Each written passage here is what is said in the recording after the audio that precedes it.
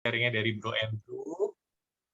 Nah, sebelumnya teman-teman tak kenal maka tak sayang ya. Saya akan bacakan sekilas dulu profilnya ya. Ini adalah seorang milenial ya. Kita akan belajar teman-teman dari anak muda. Oh, berasa tua ya. Masih muda juga saya percaya teman-teman di sini ya. Lulusan cum laude Teknik Sipil Universitas Indonesia. Wow, udah Teknik Sipil UI ya. Mirip, saya juga dulu arsitek ya. Terus kenapa sih ya akhirnya teman-teman mau bergabung nih di Prudential? Dan dari 2013 sampai sekarang setiap tahun nggak pernah absen prestasi dan segudang promosi tentunya ya teman-teman ya. Dan bahkan kemarin pandemi pun di 2020 MDRT dan mempromosikan 2 leader juga dan masuk ke dalam Billionaire Leader. Nggak sabar lagi teman-teman, kita mau sama-sama dengar kisahnya supaya kita semakin semangat dan belajar bareng. Tapi sebelumnya kita mau lihat dulu ya teman-teman video profilnya dari Bro Andrew. Yuk Mas Reno boleh dibantu.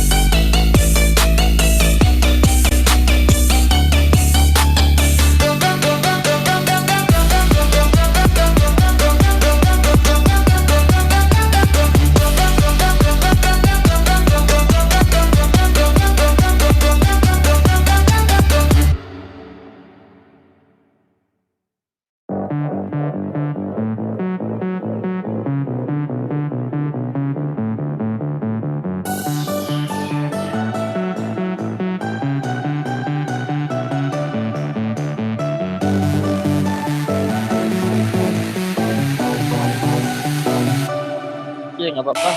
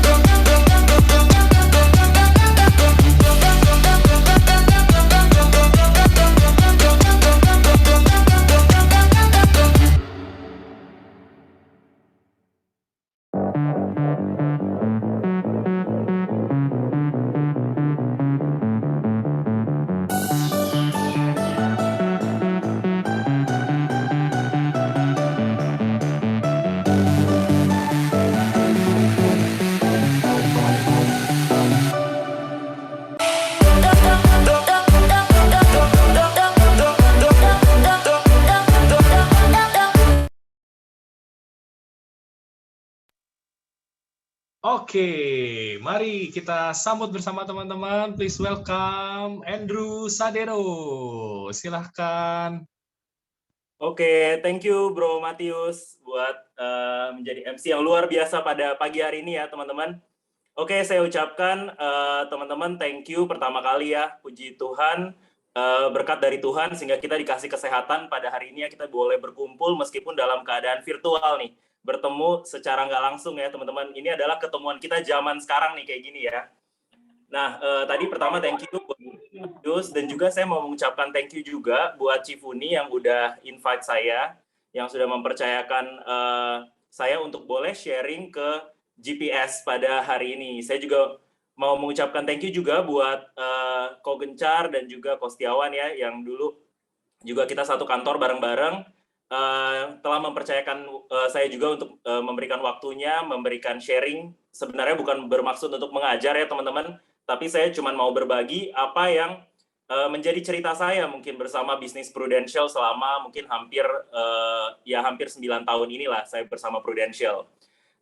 Dan juga saya pastinya mau disclaimer on ya teman-teman ya, bahwa sekali lagi saya di sini mau berbagi kepada teman-teman, kita saling sharing, dan apabila mungkin ada yang tidak sesuai apa yang saya bagikan, pastinya yang paling benar itu adalah dari leadernya teman-teman sendiri, dari leader directnya teman-teman, karena pastinya mereka yang lebih tahu apa yang teman-teman butuhkan. Oke, nah teman-teman mungkin pertama-tama pasti tak kenal maka tak sayang ya. Kebetulan di GPS saya baru pertama kali sharing untuk pada pagi hari ini. Jadi mungkin boleh ya saya share-share sedikit tentang latar belakang saya. Oh ya, saya juga lupa nih mau menyapa beberapa teman yang saya kenal juga di GPS.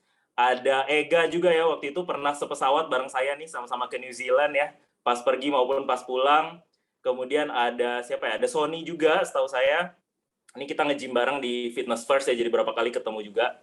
Nah, dan teman-teman lainnya. Pastinya sebenarnya GPS ya, dulu juga kita bareng-bareng waktu tahun pertama saya. Saya ingat banget bahkan Cipaula sendiri itu kelasnya menjadi kelas favorit saya tuh. Waktu saya belajar dulu yang namanya NAT 1 ya, di tempat perguruan kita yang lama. Itu saya suka banget, saya favorit banget kalau datang ke kelasnya Cipaula ya. Dulu waktu belajar NAT 1.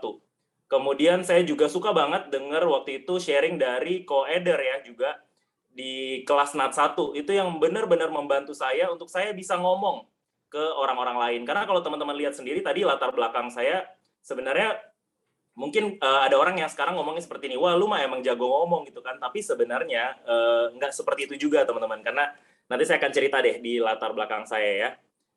Oke, saya coba share screen dulu.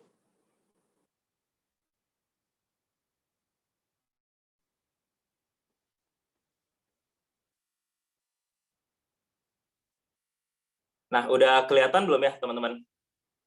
Udah ya? Cek. Udah kelihatan kah? Udah.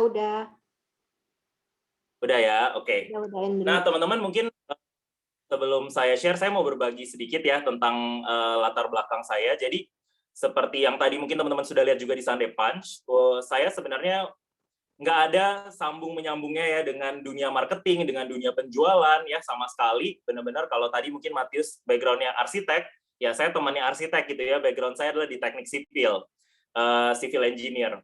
Tapi mungkin sebelum ke civil engineer ini lebih jauh ke belakang lagi teman-teman, kalau tadi lihat juga di sandepan saya. Jadi sebenarnya saya ini kalau mau dibilang ya tadi kalau dilihat itu anak yang cukup nerd.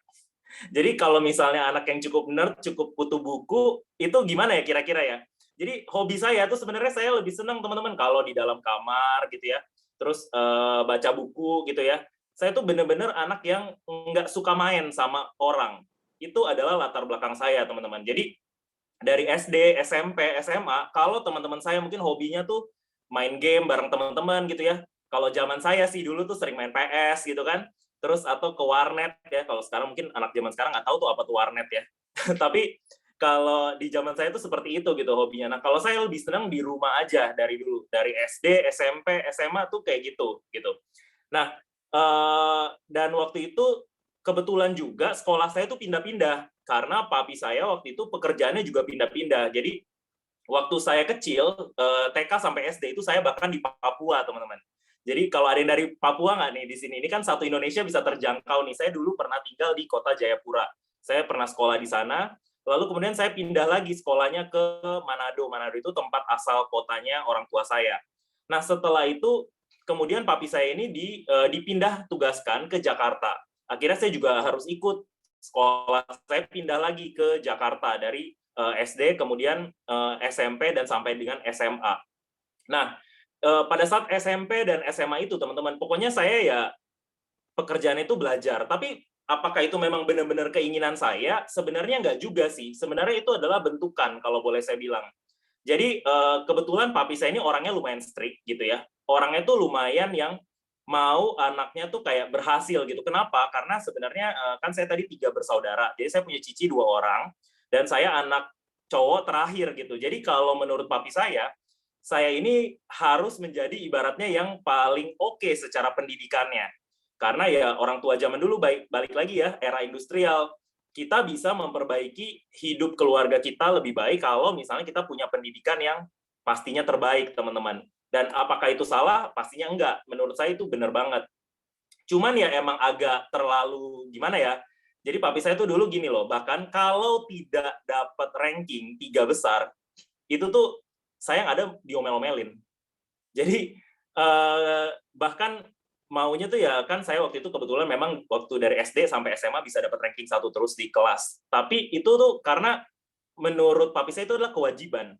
Bukan ibaratnya kan anak dapat ranking itu kan banyak banget yang wah nanti dibeliin apa nih, dibeliin PS atau dibeliin apa gitu. Enggak, orang tua saya enggak seperti itu.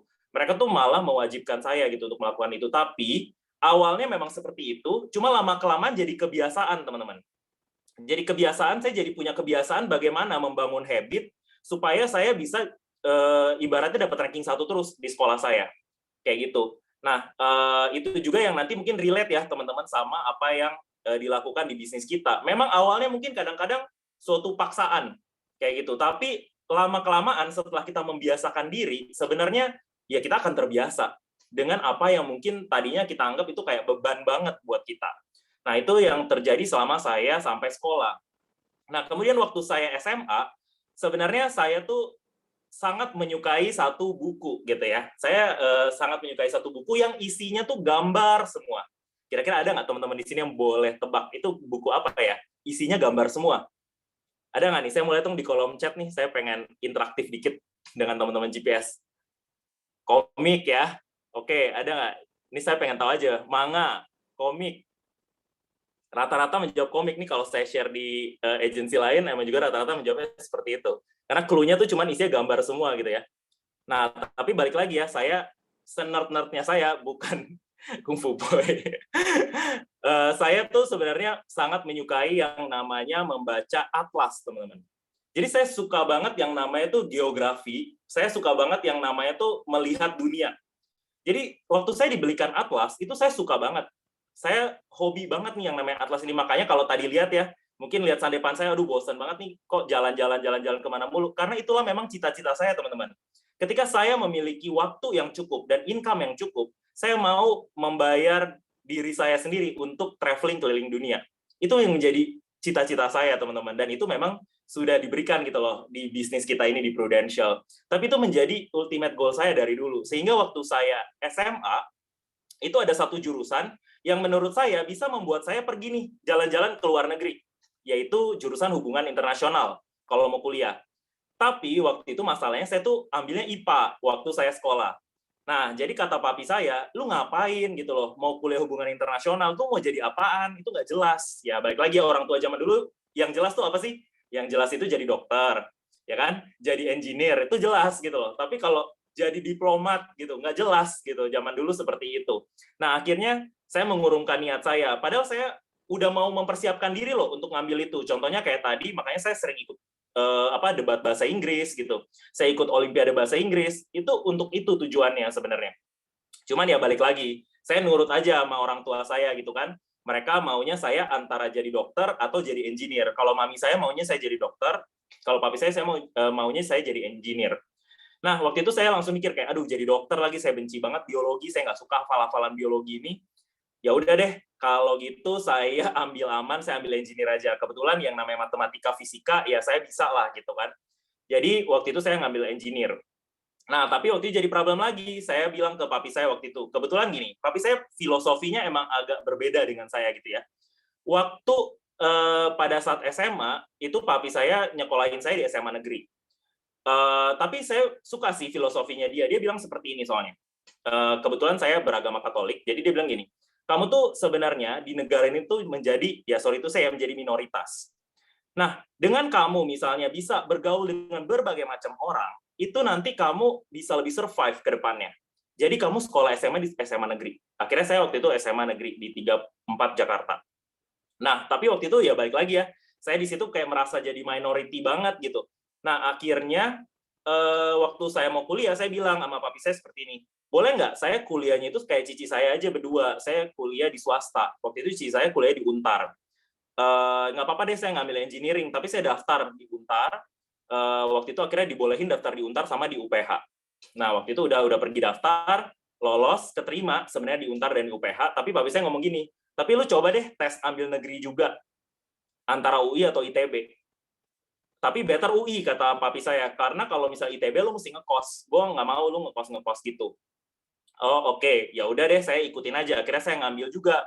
Waktu itu zamannya namanya masih SPMB. Sekarang namanya udah nggak tahu apaan lagi kan. Ada SNMPTN lah atau apalah, udah macam-macam namanya kan. Waktu itu SPMB, SBMPTN. Nah itulah, ini pasti anak zaman now nih ya, tahu nih tes-tes seleksi yang kayak gitu. Kalau zaman saya waktu itu tahun 2007 namanya SPMB ya. Nah akhirnya saya ambil SPMB, saya pilih di UI dan juga di ITB. Dan keterima teman-teman di Teknik Sipil Universitas Indonesia. Akhirnya Pak saya kan, ya saya udah janji kan, ngomong sama dia, kalau keterima di negeri saya harus ambil. Jadi saya harus batalin yang tadi di Untar dan UPH. Ya udah akhirnya saya nggak jadi di Untar dan di UPH, akhirnya saya tetap masuk di UI. Kalau mau dibilang balik lagi tadi, jurusan Teknik Sipil ini apakah apa yang saya mau? Enggak. Tadi cuman di antara dua pilihan aja, saya dikasih pilihan mau di kedokteran atau di engineering. Engineering pun saya juga bingung mau ngambil engineering apa ya. Nah, kebetulan keluarga saya itu juga punya background, punya perusahaan konsultan untuk engineering sipil. Jadi waktu itu kenapa makanya ngambil teknik sipil adalah, ya setidak-tidaknya kalau misalnya saya nggak dapat kerjaan gitu ya, saya bisa lah kerja sama saudara saya gitu di konsultan engineering itu. Waktu itu ceritanya seperti itu teman-teman. Akhirnya ya udah seiring berjalan waktu saya kuliah gitu kan. Dan puji Tuhan dalam waktu 4 tahun bisa juga tetap lulus dan lulusnya juga bisa cum laude. Padahal saya tetap mau nih menjalankan passion. Balik lagi ya, anak yang idealis. Namanya juga anak muda, anak yang idealis. Saya yakin di ruangan ini pasti banyak nih isinya anak-anak umur 20 tahun atau bahkan lebih muda gitu ya. Pasti pengen banget menjalankan passion-nya. Passion saya balik lagi ke yang tadi. Saya pengen banget pokoknya bisa jadi diplomat gitu kan, jalan-jalan ke luar negeri. Makanya saya sampai waktu itu di UI ada seleksi untuk anak-anak yang bakalan dikirim ke Harvard. Nah, waktu itu di Harvard tuh ngapain sebenarnya? Itu kita bakalan berdiplomasi dengan universitas lain sedunia. Nah, waktu itu akhirnya saya ikut seleksinya dan kebetulan terpilih waktu itu di tahun 2010 sampai 11. Jadi 2010 sampai 11 itu saya ke Amerika di Harvard untuk berdiplomasi dengan anak-anak dari university lain di seluruh dunia. Dan memang puji Tuhan ya tetap akhirnya bisa juga menyelesaikan studinya di Teknik Sipil UI dengan lulus gitu ya, meskipun sempat pergi ke sana juga. Nah, jadi ibaratnya sambil menjalankan passion saya bisa lah tetap menjalankan apa yang menjadi kewajiban saya. Dan kemudian akhirnya pada saat semester berapa ya, saya lupa, 5 atau 6, itu ada satu penawaran dari satu company ya ke saya. Waktu itu mereka bilangnya gini, lu bakalan gue kasih duit nih selama semester 7 sama 8. Tapi nanti ketika lu misalnya memang kita kasih duit nih, begitu selesai kuliah, lu harus kerja di company kita. Nah, waktu itu namanya PT TIS Kontraktor Indonesia. Jadi ini salah satu kontraktor sipil dan juga mining yang lumayan besar di Indonesia dari Australia. Waktu itu akhirnya ya udah saya iyain aja, toh dapat duit gitu kan, duitnya mau saya apain ya, saya pakai tadi pergi ke Amerika gitu kan. Nah akhirnya saya ikut selection prosesnya. Nah akhirnya puji Tuhan saya juga bisa dapat beasiswanya dari dia. Nah, tapi wajib untuk apa? Wajib untuk kerja setelah itu. Memang ada untungnya sih, teman-teman. Untungnya itu apa sih? Ya, untungnya adalah saya nggak perlu ngelamar kerja lagi. Jadi begitu saya lulus, tadi kan ibaratnya kalau sampai nggak dapat kerja, saya bahkan harus kerja di perusahaan saudara saya kan. Tapi karena udah dapat kerjaan, ya udah puji Tuhan, jadi nggak perlu cari kerjaan. Dan itu terjadi di tahun 2011, teman-teman. Dan sangat beruntungnya juga sebenarnya kantornya tuh deket banget sama rumah saya, waktu saya tinggal di Jakarta. Jadi kalau jalan kaki tuh 10 menitan lah. Jadi saya happy banget waktu itu. Ibaratnya hidup tuh kayak berjalan enak-enak aja gitu, nggak ada sesuatu yang ribet kayak gitu teman-teman. Sampai dengan pada suatu saat yaitu di tahun 2011 itu yang namanya kita kerja sebagai engineer ya. Kalau Bro Matius tadi mungkin enak nih arsitek ya, mungkin kebanyakan kerja di gedung-gedung gitu ya. Saya engineer perusahaan mining lagi. Yang ada saya dikirim ke Kalimantan. Itu tuh di tengah hutan ya. Kita punya tambang batu bara, saya dikirim ke sana selama tahun 2011 sampai 12. Nah, balik lagi nih namanya anak kota gitu ya. Pertama kali dikirim ke sana yang ada tuh malah aduh parah banget deh, ini nggak betah sama sekali. Karena jam kerjanya juga lumayan berat ya. Dari jam 6 pagi sampai jam 6 sore dan kerjanya setiap hari, Senin sampai Minggu. Memang gajinya dibilang lumayan oke. Ini kalau saya mau tanya nih, misalnya kepada teman-teman yang tadi jawab juga SNMPTN itu dan lain sebagainya. Kalau zaman sekarang saya pengen update nih. Fresh grad kira-kira digaji berapa sih rata-rata? Boleh tulis di kolom chat nggak? Kira-kira fresh grad digaji berapa? Oh, tadi ada yang jawabannya benar juga ternyata Atlas ya. 5 sampai 7, 4 juta, 4 sampai 5. Wah, 7 sampai 12. Berarti ibaratnya ya, waktu saya tahun 2011 itu sampai sekarang, nggak gitu jauh ya ternyata kenaikannya teman-teman ya. Seorang fresh grad digaji sampai dengan hari ini gitu. Karena saya ingat banget, saya bisa kerja di perusahaan ini, gajinya tuh udah lumayan oke, di atas rata-rata, yaitu sekitar 7 jutaan. 7 jutaan per bulan, dan itu belum termasuk insentif kalau saya kerja di Kalimantan. Kalau saya kerja di Kalimantan, itu bisa bawa pulang sekitar 15 juta sebulan. Jadi menurut saya apakah waktu itu oke banget? Ya oke banget gitu, nggak ada masalah sama sekali. Masalahnya cuma itu aja. Aduh, kenapa sih gue harus kerja di tengah hutan kayak gini? Udah malah zaman itu tuh internetnya belum seoke sekarang ya teman-teman ya. Jadi zaman itu mainan apa sih? Main Twitter ya kan? Mainan Twitter gitu, update status galau-galauan di Facebook, di Twitter gitu kan. Itu pun kalau internetnya nyampe gitu. Pakai BB, bener banget. Saya ingat kemarin kalau buka Facebook gitu ya, memories from 10 years ago gitu. Nah, itu update status, aduh hidup begini amat gitu ya, nyari duit. Kayak gitu teman-teman ya. Waktu zaman itu. Sampai akhirnya suatu ketika itu saya boleh pulang lagi ke Jakarta dari kantor saya, dan saya waktu itu boleh kerja di kantornya. Jadi nggak di proyeknya lagi teman-teman. Waktu itu saya kerja di proyek kan, ya gambarannya kayak di sebelah kanan inilah. Tapi ini sebenarnya proyek di Jakarta sih, bukan yang di Kalimantan. Ya, tapi seperti itulah gambarannya kan. Waktu itu saya kembali lagi ke Jakarta, dan akhirnya di situ pula saya bertemu dengan orang yang berjasa mencebloskan saya ibaratnya ke bisnis ini, teman-teman. Yaitu dia sebenarnya salah seorang karyawan juga di perusahaan tempat saya kerja, jadi dia tuh sekretarisnya bos saya. Jadi saya punya bos saya itu orang Australia. Nah, sekretarisnya adalah si leader saya ini. Waktu itu begitu kita lagi, ya biasa ya namanya karyawan kan, habis lagi pas makan siang gitu kan, datengin lah, saya didatengin sama dia. Terus dia bilang seperti apa? Dia bilang kayak, Drew, gue lagi mau minta pendapat lu nih, boleh nggak?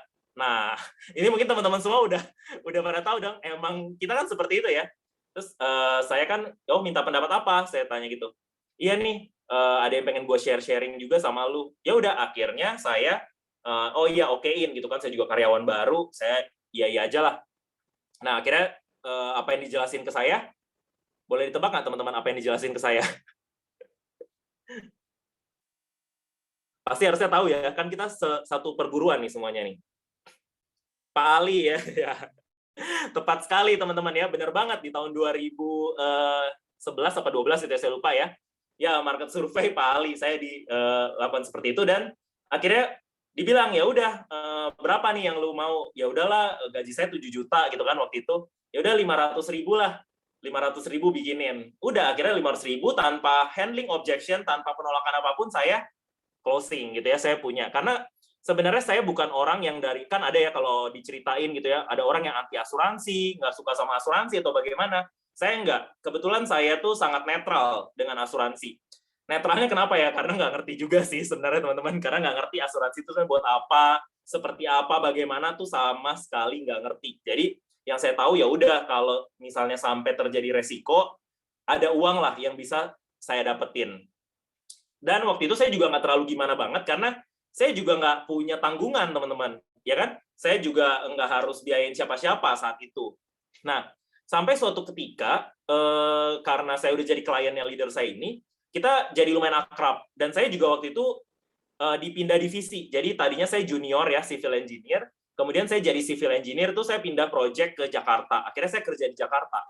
Nah, pada saat saya kerja di Jakarta tahun 2012 itu, leader saya mulai nih deketin saya gitu kan, kita ngobrol-ngobrol, terus abis itu dia bilang seperti ini dari obrolannya. Drew, kayaknya ya dari gue lihat-lihat, lu tuh kayaknya nggak terlalu cocok deh kerja jadi karyawan. Udah kayak peramal ya, biasa nih seperti itu.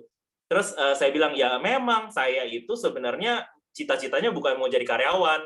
Saya pengen banget sebenarnya jadi pengusaha, tapi ya mau usaha apa? Zaman dulu kan nggak seperti yang kayak sekarang banget ya teman-teman ya. Ya yang kepikiran waktu itu zaman dulu harus usaha tuh sesuatu yang pasti butuh modal dan di bidang yang kita kuasain. Yang saya kuasai apa sih? Ya yang saya kuasai adalah konstruksi, teknik sipil. Jadi yang saya pengenin adalah saya usaha di bidang konstruksi, ya, di mana ya pastinya usaha di bidang konstruksi itu nggak mungkin kecil-kecilan, pasti butuh modal yang lumayan.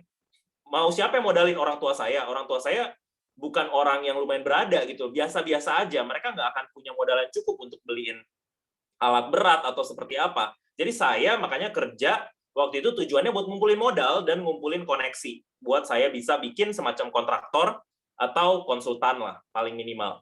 Tapi dia waktu itu ngomong seperti ini ke saya. Oh gitu, ya bagus sih lu pengen jadi pengusaha. Nah, lu mau nggak kalau misalnya lu kerjain satu usaha atau satu bisnis, tapi memang nggak sesuai sama bidang lu. Oh, ya kalau seperti itu sih, ya gue harus pelajarin dulu ya. Saya bilang gitu ke dia. Nah, kalau gitu lu mau nggak salah satu bentuknya lu pelajarin, lu datang ke seminar di bisnis gue nih, di kantor gue di Menara UOB. Hah? Bisnis lu? Bisnis lu bukannya asuransi ya? Saya bilang gitu kan. Iya, bisnis asuransi Prudential. Oh, maksudnya jadi agen gitu atau gimana? Nah, nanti lu dengerin aja dulu, kata dia gitu. Sebenarnya peluang bisnisnya tuh seperti apa. Jadi, mungkin aja kalau memang lu tertarik, ya nggak apa-apa, gitu. Nah, waktu itu saya orangnya itu bukan yang kayak lumayan, balik lagi tadi yang nggak anti yang seperti apa, jadi saya sangat open-minded. Jadi saya sangat terbuka dengan adanya peluang. Jadi ya, oke, why not? Saya bilang, kapan emang? Oh, acaranya hari Sabtu kok, hari Sabtu jam 9 pagi. Nanti lu gue jemput ya ke rumah gue, ke rumah lu gitu. Akhirnya dia datengin saya ke rumah saya, langsung dijemput, kemudian sama-sama pergi ke UOB. Dan akhirnya diundang ke satu forum ya yang seperti kita tahu ya, yang namanya NBO, ya, yang namanya BOP atau NBO, teman-teman. Waktu itu yang bawain juga ya engkong leader kita semua sih. Dia yang sharing ke saya waktu itu, ke semua orang-orang yang hadir, dan saya juga dengerin. Dan sebenarnya itu ada satu titik di dalam acara NBO tersebut yang membuat saya menjadi langsung klik kenapa saya mau tanda tangan mau join. Nah, ini makanya saya taruh juga ya menjadi judul saya nih dalam sharingan saya pada pagi hari ini, teman-teman. Yaitu mengenai yang namanya sebenarnya percepatan waktu dalam kita mencapai apa yang kita inginkan. Karena seperti ini, teman-teman. Jadi ini udah mulai masuk ya ke dalam bagaimana saya bisa di bisnis Prudential. Jadi waktu itu pada saat saya datang ke NBO, kan pasti dong kita dijelasin yang namanya apa sih? Jenjang bisnis kita, benar nggak? Nah, pada saat dijelasin jenjang bisnis kita oleh engkong leader kita itu semua, saya tuh langsung klik banget sama si percepatan waktu yang bisa kita dapatkan melalui bisnis ini, teman-teman. Karena kenapa? Karena waktu itu posisi saya sebagai seorang cost planning engineer. Jadi sebagai cost planning engineer, waktu itu tugas saya itu adalah bikin budget. Bikin budget untuk project, untuk kerjaan saya. Jadi saya tuh tahu banget, ada yang namanya overhead cost ya. bukan biaya di atas kepala, tapi biaya yang bukan biaya proyek seperti gaji karyawan, itu saya tahu semua. Ya, manajemen konstruksi, benar banget. Nah, saya tahu semua yang namanya gaji bos saya tuh berapa, saya tahu. Ya kan? Saya tahu dia tuh dibayar berapa setiap bulan. Nah, kemudian pada saat itu saya langsung berpikir, bos saya itu gajinya tuh di atas 100 juta sebulan. Saya waktu itu udah hampir 10 juta sebulan. Tapi bedanya saya dengan bos saya ini itu 30 tahun pengalaman, teman-teman. Jadi saya sama bos saya itu beda 30 tahun pengalaman. Artinya, kalau saya mau ngejar bos saya nih untuk bisa tetap di corporate dan mendapatkan income yang sama di atas 100 juta sebulan, itu ya kurang lebih seperti itu, butuh waktu 30 tahun. Paling cepat mungkin 20 tahun gitu. Tapi ternyata waktu saya datang ke NDO di Menara UOB tahun 2012 itu saya diberikan satu chance, satu opportunity. Ada loh, ternyata di dunia ini, kita bisa dapetin income 100 juta per bulan dalam waktu, ya waktu itu 5 tahun ya, sekarang saya ganti nih jadi 4 tahun, 4 tahun tanpa modal. Di situ saya langsung, makanya di akhir acara, itu saya langsung tanpa gimana, saya langsung tanda tangan. Saya langsung, ya udah, gue mau deh, gue perlu invest berapa atau setor berapa nggak? Nggak ada. Nih lu tanda tangan aja. Waktu itu tanda tangan kan, pakai tempel materai gitu segala macam ya teman-teman ya zaman itu. Bukan kayak sekarang pakai proof force. Akhirnya udah saya langsung mau join di bisnis ini ke leader saya tersebut. Nah, tapi balik lagi ya teman-teman ya, yang namanya join mah join aja gitu kan. Belum tentu benar-benar serius dan juga belum tentu benar-benar melakukan. Karena balik lagi tadi ya, pekerjaan saya waktu itu saya nggak menganggap ada masalah. Jadi waktu itu yang saya lakukan apa sih? Yang saya lakukan ya udah coba-coba dulu. Setiap Sabtu diajakin nama leader saya training. Nah, pinternya leader saya adalah dia selalu menjemput saya. Jadi saya nggak punya alasan untuk nggak datang. Gitu kan? Dia langsung tuh jam 8 pagi setiap Sabtu udah di depan rumah saya. Jadi saya langsung udah dijemput, kita sama-sama pergi ke Menara UOB. Cuman yang acara Sabtu siangnya seperti sekarang ini, teman-teman, tadi pagi pasti ada acara juga dong harusnya ya di GP ya. Kalau kayak di tempat saya di Grand Vision kan tadi pagi juga ada. Nah, siang seperti ini, teman-teman, sharing motivasi seperti ini, itu saya selalu skip. Ini saya pengakuan dosa juga ya, teman-teman ya.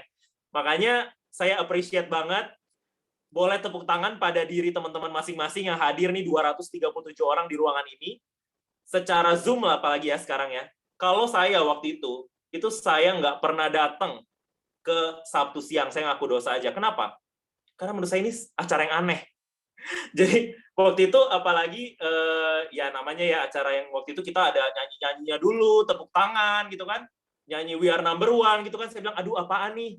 Gue nggak mau deh ikut sekte-sekte kayak gini. Saya bilangnya gitu ke leader saya. Akhirnya saya bilang, udahlah kita pulang aja deh, tuh ada Grand Indonesia deket, udah kita main ke Grand Indonesia aja abis sini. Saya gituin tuh leader saya malah. Jadi saya ngajakin dia ngaco. Ya itu ya teman-teman, kalau ada yang seperti itu segera bertobat ya. Jadi kita back on track gitu. Makanya saya mau appreciate banget teman-teman hadir meluangkan waktu buat mendengarkan sharing motivasi dari pembicara yang hadir setiap siang, Sabtu siang gitu ya. Karena saya dulu tidak pernah, selama tahun 2012 itu saya nggak pernah. Tapi datang paginya, datang. Karena kenapa? Karena gini, waktu itu leader saya kan langsung kan bilang kayak, lu punya nggak daftar nama? Ya, nggak punya sih, saya punyanya ya daftar teman-teman. Ya udah saya coba kontak-kontakin deh, saya bilang gitu. Akhirnya saya juga punya, ini juga bisa sebagai tips juga ya kepada teman-teman yang baru join. Mungkin di sini ada nggak? Saya pengen tahu dulu deh. Ada nggak sih yang baru join mungkin sebulan gitu atau 2 bulan yang masih baru-baru? Ada nggak? Ada ya, Richard. Ya, oke. Nah, teman-teman yang baru join ini, saya punya satu tips mungkin yang bisa dipakai. Tapi balik lagi ya, yang benar adalah leader teman-teman. Tips dari saya gini, teman-teman nggak usah malu buat sharing pertama kali itu ke teman-teman atau saudara yang memang mempercayai teman-teman. Karena itu yang justru akan menjadi motivasi kita. Kenapa? Karena gini, balik lagi ya, teman-teman yang mempercayai teman-teman, jadi mempercayai kita gitu. Contoh, waktu itu saya sharingnya ke siapa sih? Saya sharing ke 10 orang pertama, itu adalah orang-orang yang zaman kuliah tuh saya ajarin semua. Jadi waktu mereka dulu kuliah, itu saya semua yang ngajarin mereka supaya sampai lulus. ada 10 orang. 10 orang itulah yang saya datengin semuanya. Penjelasan saya, Pak Alinya ngaco nggak? Ngaco banget. Saya kalau sampai dengerin lagi tuh kayaknya, gila nih gue jelasin kacau banget nih waktu itu. Tapi closing nggak? Closing 10-10-nya. Berapa? 500.000 semua, sama kayak punya saya. Tapi saya happy nggak waktu itu? Happy banget. Kenapa bisa happy? Karena menurut saya kayak, ternyata jelasin gini doang ya, gampang ya. Ya udah deh, saya mau deh ngejelasin gini doang nih ke 10 orang itu gitu. Tapi orang ke-11, ke-12, ke-13 saya ditolakin semua. Udah gagal semua tuh saya setelah orang ke-10 itu. Tapi at least saya pertama udah happy. Udah seneng banget saya bisa dapetin 10 orang. Ternyata pekerjaan ini jauh lebih mudah daripada apa yang saya lakukan waktu itu. Nah, saya kan waktu itu yang saya lakuin apa sih? Setiap hari, setiap malam ngeliatin Excel aja gitu kan. Microsoft Excel buat hitung, kayaknya ribet banget. Nah, akhirnya saya ini cuman sharing gini doang, salah-salah ngomong, dapat duit gitu. Saya happy waktu itu. Nah, cuman akhirnya leader saya juga ngomong, tapi lu mesti training gitu kan, supaya lu ngomongnya nggak salah-salah. Akhirnya saya datang training, makanya saya inget banget nih flashback ya, ngomong di GPS. Waktu itu trainingnya siapa nih yang menyelamatkan saya? Yaitu trainingnya Cipaula gitu ya, trainingnya Ko Eder gitu kan, yang memberikan nat 1 yang luar biasa, menjelaskan Pak Alinya tuh keren banget, itu yang saya praktekin kata per katanya. Kenapa? Karena ya saya sama sekali nggak pernah jualan, teman-teman. Saya nggak menguasai marketing sama sekali. Saya nggak bisa ngomong. Saya anak yang emang kerjanya tadi belajar doang gitu. Jadi ya, itu saya cuman hafalin aja semua yang diajarin.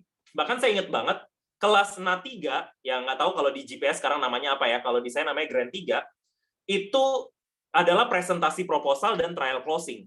Itu saya ikutnya 5 kali, teman-teman. 5 kali hadir di kelas itu, baru saya ngerti, ini kelas sebenarnya ngomongin apa. Itu 5 kali. Saking saya nggak paham ini, omongannya apaan sih yang diomongin nih, pusing banget, gue nggak ngerti. Terus saya juga ingat yang namanya kelas NAT 2 ya, dulu kalau di saya grade 2, itu tentang product knowledge, apalagi yang namanya dana investasi dan teman-temannya. Itu ya teman-teman ya, waktu itu saya ingat banget yang jelasin kayaknya Ko Limbuntik deh, Limbuntik atau ya kayak Ko Limbuntik, itu saya ikut kelasnya gitu ya. Saya ikut pulang-pulang demam meriang. Karena ini menurut saya kelasnya terlalu berat. Saya nggak ngerti ini bahasanya planet semua yang diomongin gitu. Jadi kalau teman-teman yang masih baru, masih belum paham apa sih yang dijelasin di kelas trainingnya GP, teman-teman ikut lagi aja. Next week ikut lagi. Jadi jangan pernah stop buat belajar. Itu pesan saya. Apalagi sekarang udah enak banget kan. Teman-teman tinggal bangun ya, cuci muka dikit, pakai atasan aja, mungkin bawahannya masih kolor, bener nggak? Tapi udah bisa ikut kelas. Kan kalau dulu kan persiapan dulu, mandi dulu, gitu kan ya, harus bawa mobil dulu. Nah sekarang enggak. So teman-teman bersyukur. Itu teman-teman lakukan yang namanya belajar, dan belajar. Memang kebetulan sih kalau saya hobinya belajar. Makanya saya juga pengen belajar nih dari teman-teman semua yang ada di sini pastinya. Bukan cuma saya sharing. Oke, nah dan itu tahun 2012, pokoknya 2012 itu saya lewati begitu aja. Kebetulan saya juga join nggak di awal tahun ya, saya join di tengah tahun. Saya nggak tahu harus namanya naik kelas atau apa, cuman yang saya ingat waktu itu adalah saya pernah sih, nggak pernah datang waktu itu, saya datang ke Kemayoran di tahun 2013. Jadi di tahun 2013, waktu itu leader saya nggak berhenti-berhentinya tuh, ngajakin saya buat ikut sistem, ibaratnya ya. Jadi waktu itu dia sampai, karena dia sekretarisnya bos saya, dia sampai bikinin surat izin loh. Surat izin buat kita sama-sama nggak datang ke kantor. Karena kita mau ikut yang namanya acara Prudential di Kemayoran. Waktu itu saya ingat banget yang ngomong adalah Ko Herianto Tandra. Nah, tapi atas waktu itu acara tersebut, itulah yang membuat salah satunya menjadi turning point saya kenapa saya mau di bisnis ini. Karena gini teman-teman, waktu itu saya ingat banget saya ikut acara Ko Herianto di tahun 2013. Kalau nggak salah awal tahun deh, mungkin kick off atau apa, saya lupa. Waktu itu saya datang, dan waktu itu Ko Herianto ngomong kan, dia seperti apa hasilnya, income-nya bagaimana. Cuman waktu itu dia ngomong lagi mengenai background. Sekali lagi saya langsung bukannya mau mengecilkan ya, tapi seperti ini. Gila ya, dia aja background-nya, anak dari daerah, sorry to say, bapaknya juga nggak terlalu oke gitu loh. Masih bagusan gue, masih bagusan orang tua gue gitu kan. Terus dia bisa seperti itu, kenapa gue nggak bisa ya? Padahal prestasi sekolah juga bagusan gue. Nah, waktu itu saya langsung, ibaratnya setelah acara itu yang membuat saya datengin leader saya dan saya nanya ke dia. Saya bilang gini, saya panggil leader saya namanya Santi ya. Gimana caranya supaya gue bisa berhasil kayak itu orang? Gimana caranya saya bisa berhasil kayak si Herianto maksudnya? Terus dia bilang, ya udah, caranya adalah pertama lu makanya mesti ikut sistem kita. Lu nggak boleh tuh yang namanya, makanya kemarin kan saya suka bolos lah hari Sabtu ini gitu kan, nggak datang. Terus yang paling penting adalah dia bilang, lu tuh harus naik kelas. Lu tuh harus promosi. Waktu itu namanya jadi UM ya. Kalau sekarang AAD. Oh gitu. Ya udah, lu sekarang jelasin ke gua. Maksudnya promosi itu seperti apa? Karena ya gini sih, leader saya juga waktu itu dia juga masih part time, masih leader pemula. Jadi waktu itu dia juga belum terlalu yang bagaimana menjelaskannya. Akhirnya dia bilang gini, ya udah sama-sama kita ngobrol sama Pak Wisri. Pak Wisri adalah AM-nya kita waktu itu ya berdua ya. Kalau sekarang AD. Jadi waktu itu akhirnya saya dipanggil sama Pak Wisri di tahun 2013. Dan saya baru ibaratnya ngomong personal sama beliau saat itu. Sebelum-sebelumnya paling cuma kayak ikut kelasnya aja gitu-gitu kan, tapi nggak pernah yang ngomong secara direct. Dan waktu itu akhirnya saya tahulah background dia seperti apa. Maksudnya dia even seorang mantan CEO gitu kan, Astra, punya perusahaan juga beberapa, udah punya income ratusan juta sebulan, tapi kok mau ya di tahun 2006 meninggalkan semuanya itu dan join full time di bisnis Prudential. Siapakah saya yang seorang anak umur 22 tahun, income tadi baru 10 juta, nggak punya apa-apa juga, kok kayaknya gengsi banget gitu untuk menjalankan bisnis ini. Akhirnya yang ada, tahu nggak, si Pak Wisri itu bilang ke saya, kalau lu mau berhasil di bisnis ini, oke, lu tadi mesti naik kelas, dan yang kedua adalah, lu mesti full time. Lu mesti full heart dan full time. Nah, itu yang saya ngomong langsung sama dia, saya bilang gini, iya, saya sih ya pengen-pengen aja kalau income-nya udah oke gitu kan. Tapi permasalahannya, pertama income-nya belum nyampe. Yang kedua, saya tuh punya kontrak sama si perusahaan tadi, perusahaan tempat saya kerja. Kalau saya sampai resign sebelum 2 tahun, saya harus ganti semua duit yang udah pernah dikasih ke saya, yang udah saya pakai tuh pergi ke Amerika. Nah, sekarang saya nggak mau dong. Nah, akhirnya dia bilang, ya tapi itu pilihan lu. Ya bagaimana, pokoknya makanya sekarang sebelum lu ambil keputusan untuk resign, lu berusaha untuk menyetarakan, mengejar. Tapi kalau lu mau tunggu sampai sama, itu nggak bakalan bisa. Karena nanti lu pasti gaya hidupnya bisa naik lagi, yang ada lu nggak resign-resign. Oh gitu ya, oke. Nah itu menjadi pesan juga teman-teman. Kadang-kadang kan kita gini ya, kita mau full time, kita mau resign, tapi kita nunggu income-nya sama dulu. Itu mungkin akan lebih sulit teman-teman terjadi. Karena gimana ya? Karena balik lagi ke yang tadi. Nanti ketika kita misalnya punya income kayak saya dulu ya, saya punya income 10 juta dari kantor saya. Terus katakanlah income saya dari Prudential tuh 5 juta baru per bulan. Nah nanti saya akan mulai punya gaya hidup 15 juta. Kayak gitu ibaratnya. Nanti saya akan ibaratnya, wah ngapain, sayang banget dong kalau gue buang 10 juta gue ini. Gitu kan. Jadi nggak bakalan full time.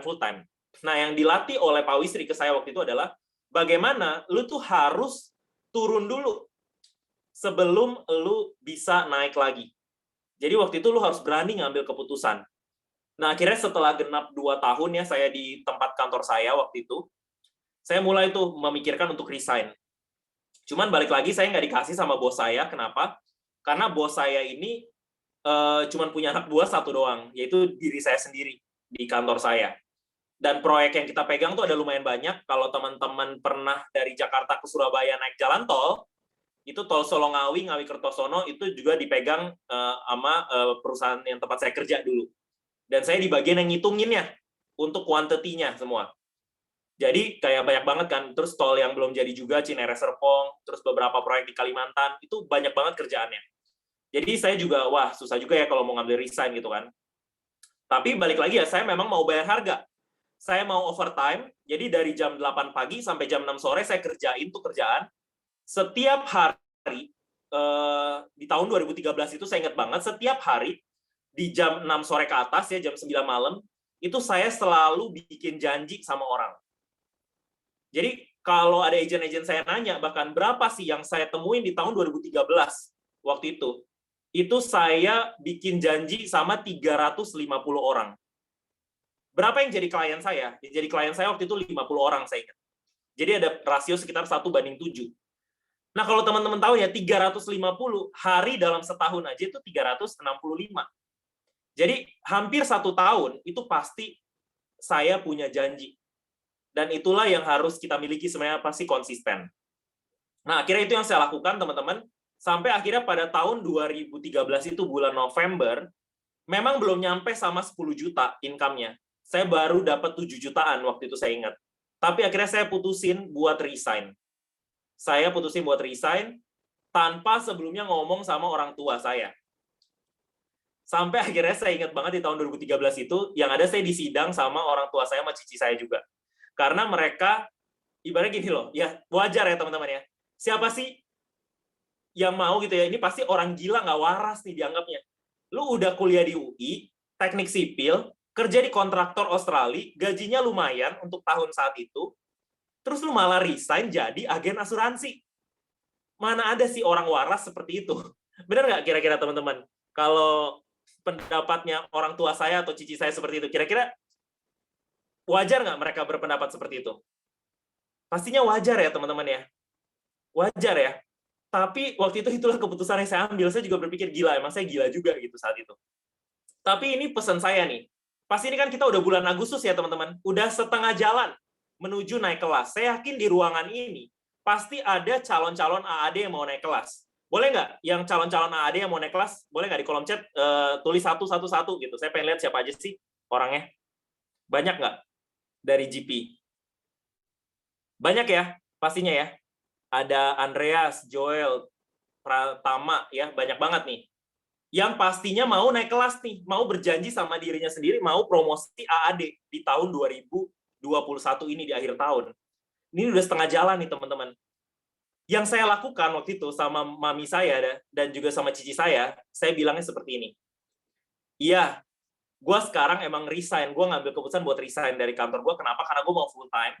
Karena gue udah dapat gambaran ke depannya bahwa kalau gue full time di bisnis ini, gue bakalan bisa lebih berhasil menjalankan apa yang gue pengenin, gitu kan?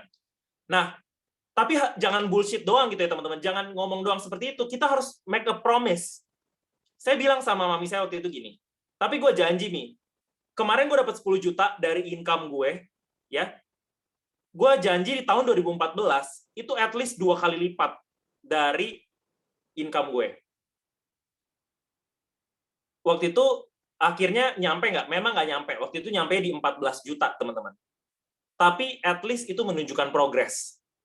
Dan saya waktu itu berusaha banget supaya saya ibaratnya menepati janji saya itu.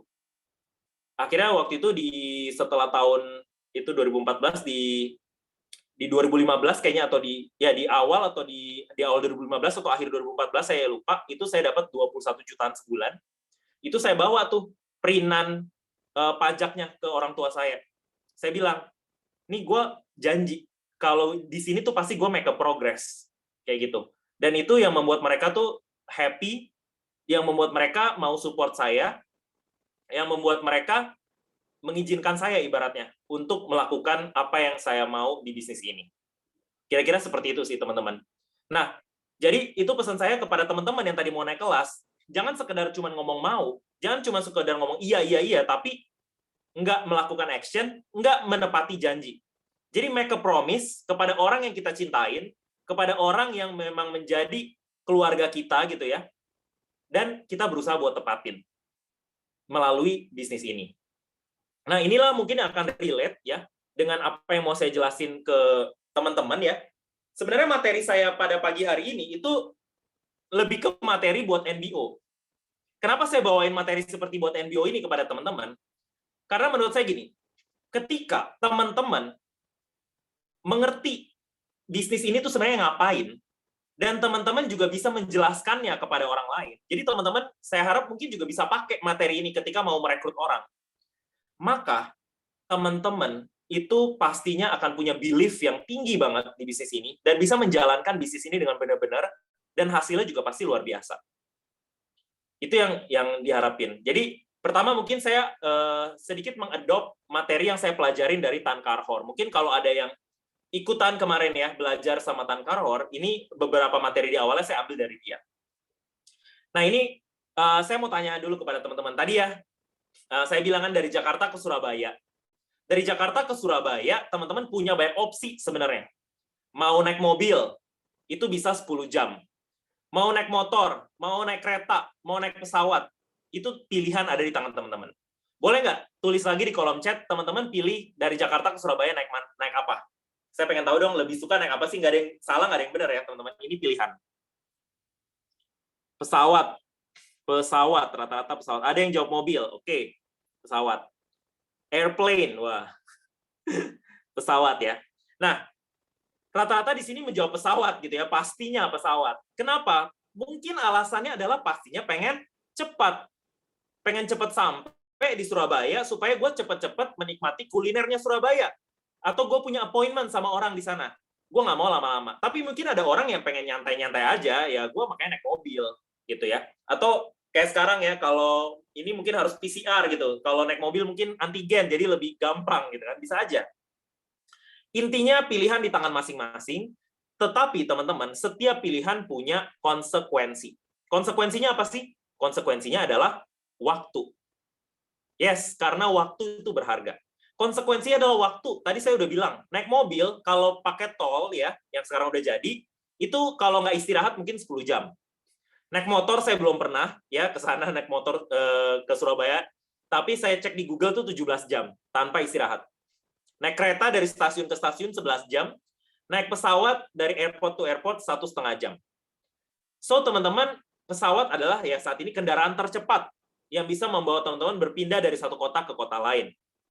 Nah, maksudnya apa sih? Maksudnya seperti ini teman-teman. Ketika teman-teman ada di posisi sekarang, posisi saat ini, teman-teman pasti punya yang namanya tujuan, goal, atau apapun yang teman-teman mau capai. Kita sebut sebagai namanya adalah gaya hidup impian. Lifestyle yang kita pengenin. Itu gaya hidup tersebut itu juga bisa macam-macam. Di sini si Tan Carhor bilang, gaya hidup itu bisa dilambangkan seperti kelas di dalam pesawat. Bisa kelas ekonomi, bisa ekonomi premium, bisa bisnis kelas, bisa first class, kelas utama.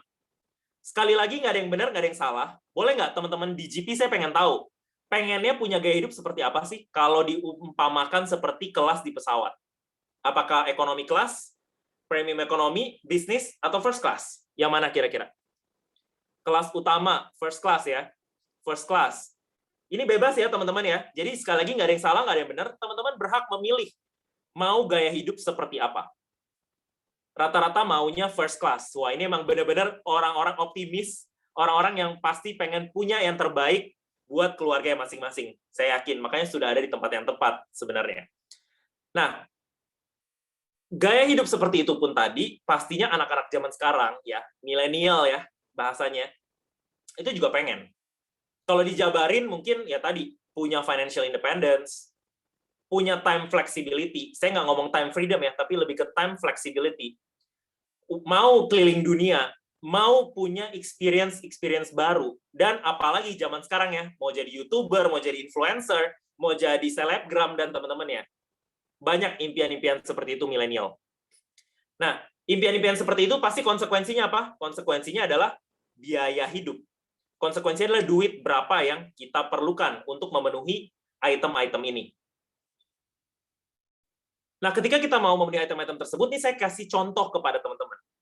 Contoh kita, tadi emang impiannya maunya semua first class, itu pasti pengen banget, saya juga pengen. Tapi coba kita lihat dulu deh, yang premium ekonomi. Jadi ekonomi di atasnya dikit, yang premium. Kira-kira, misalnya sekarang umur 20-an tahun nih, saya yakin di sini banyak banget yang masih umur 20-an tahun, saya aja udah lewat gitu ya. Berapa sih yang kita butuhkan selama 30 tahun ke depan maksimal, untuk usia produktif kita, berapa yang mesti kita kumpulin supaya punya gaya hidup yang premium ekonomi. Belum yang first class dulu nih, yang premium ekonomi. Ini penjabarannya. Harus punya rumah dong. Ya, pastinya kalau teman-teman punya family, punya anak, punya istri, pasti pengen punya rumah. Rumah mungkin beli pakai KPR. Belinya kayak saya nih mungkin ya di pinggiran Jakarta, di daerah BSD, Gading Serpong gitu ya, atau Alam Sutra, atau Cibubur ya. Rumahnya rata-rata harga mungkin 2 miliaran. Tapi sama renovasi, sama isinya, sama segala macam, sama bayar KPR-nya, itu bisa habis 4 miliar. Wajar teman-teman, segitu, selama 30 tahun. Ini rumahnya nggak ganti loh, rumahnya masih sama. Punya mobil, yes, of course. Kalau first class, tadi mungkin mobilnya apa? Ferrari, Lamborghini gitu ya, Maserati. Tapi kalau premium ekonomi, mungkin mobil Korea, Jepang gitu ya, Toyota itu, ataupun Avanza gitu ya. Tapi nggak mungkin dong 30 tahun nggak ganti-ganti. Ya mungkin 4-5 kali ganti deh. 4 miliaran juga totalnya. Terus abis itu merit, punya anak. Punya anak, kalau first class, mungkin kuliahnya di mana? Kuliahnya di Amerika, di Australia gitu ya, di Europe. Tapi kalau yang premium ekonomi, kuliahnya lokal deh, kayak saya, di UI gitu kan. Atau di mana? Di Untar gitu kan, atau di BINUS. 2 anak, kuliah plus biayanya dia dari SD, SMP, SMA, ini pun belum menghitung biaya SD, SMP, SMA yang oke ya, itu 1,6 miliar. Total yang diperlukan 30 tahun, teman-teman. Terus apa lagi? Mungkin kayak saya, generasi sandwich. Orang tuanya tidak prepare dengan baik masa depannya. Sehingga pada saat mereka pensiun, kita harus contribute. Selama 30 tahun mungkin contribute 1,2 miliar. Ini kalau nggak salah hitung tuh cuma dapat 2 juta sebulan padahal. Nah, istri, anak, mesti hidup juga nggak? Mesti hidup. Biaya hidupnya berapa? Anggap aja deh butuh 10 juta sebulan. Wajarnya. Di luar biaya sekolah ya. 30 tahun ke depan, 10 kali 12 dikali 30. Sama dengan 3,6 miliar. Liburan. Kalau first class, liburannya kemana? Sama kayak teman-teman semua di Prudential pastinya. Ke Eropa gitu ya, ke Australia, ke Amerika. Liburannya lokal-lokal punya aja deh. Ke Bali, ke Lombok gitu ya. Ke mana? Ke Bangka Belitung gitu. Ya, sekali setahun deh, sekeluarga 20 jutaan. 720 juta. Masa kerja mulu kan liburan lah sekali setahun. Setelah itu, udah 30 tahun lewat, kita meninggal. Enggak dong. Pasti mempersiapkan biaya selama kita tua. Biaya pensiun hampir 4 miliar. Kalau di total-total, teman-teman, almost 20 miliar. Hampir 20 miliar biaya yang kita butuhkan selama 30 tahun. Setelah dibagi 30 tahun, dibagi 12 bulan, kita harus punya rata-rata penghasilan 53 jutaan per bulan. Pertanyaannya, kalau teman-teman cuman dapat di bawah ini setiap bulan, how can afford? Bagaimana bisa mencapai si premium ekonomi? Boro-boro first class, premium ekonomi aja nggak bisa nyampe. Ujung-ujungnya harus nurunin budget, nurunin gaya hidup. Pastinya saya yakin teman-teman di GP nggak mau seperti ini. Makanya teman-teman kenapa ada di tempat yang tepat sebenarnya. Tapi kadang kita ada di tempat yang tepat pun kalau kita nggak action menjadi nggak tepat. Ini tuh minimal loh teman-teman. Sedangkan kalau kita flashback lagi tadi, udah jawab ya, fresh grade sekitar 4-5 juta, ada yang bilang 7 juta gitu ya. Anggap aja starting point-nya 6 juta deh. Fresh grade mulai dari 6 juta, wajar banget. Tapi kalau dia terus-menerus melakukan yang sama, pekerjaan dia di situ aja, naik pangkat mungkin, tapi kalau naik sesuai inflasi, yaitu mentok-mentok 5% per tahun. 15 tahun kerja, itu baru nyampe 12 juta, teman-teman. Padahal, harusnya, kalau misalnya 15 tahun itu udah setengah perjalanan, kan? Bener nggak? Udah setengah perjalanan dari 30 tahun tadi. Harusnya 50-an juta tuh udah nyampe. Tapi belum. Cuma nyampe 12 juta. Kapan mau nyampe ke gaya hidup premium ekonomi tadi? Padahal pengen. Makanya kalau teman-teman sendiri ya, pengen banget, minimal banget si premium ekonomi tadi lifestyle-nya. Itu tadi konsekuensi yang harus diperoleh. Ini juga bisa dipakai kepada teman-teman yang lain yang di luar sana, yang teman-teman pengen rekrut. Mereka pengen disadarin, teman-teman bisa ngomong seperti ini. Oke, tapi kan suami istri sekarang kerja. Masing-masing 16 juta deh. Masing-masing 16 juta dikali 2, 32 juta, cuman kekumpul 11 miliaran. Tadi butuhnya 20 M, masih kurang 7 miliaran. Ya, mau nggak mau, turun lagi lifestyle-nya. So, teman-teman, padahal kenyataannya seperti ini.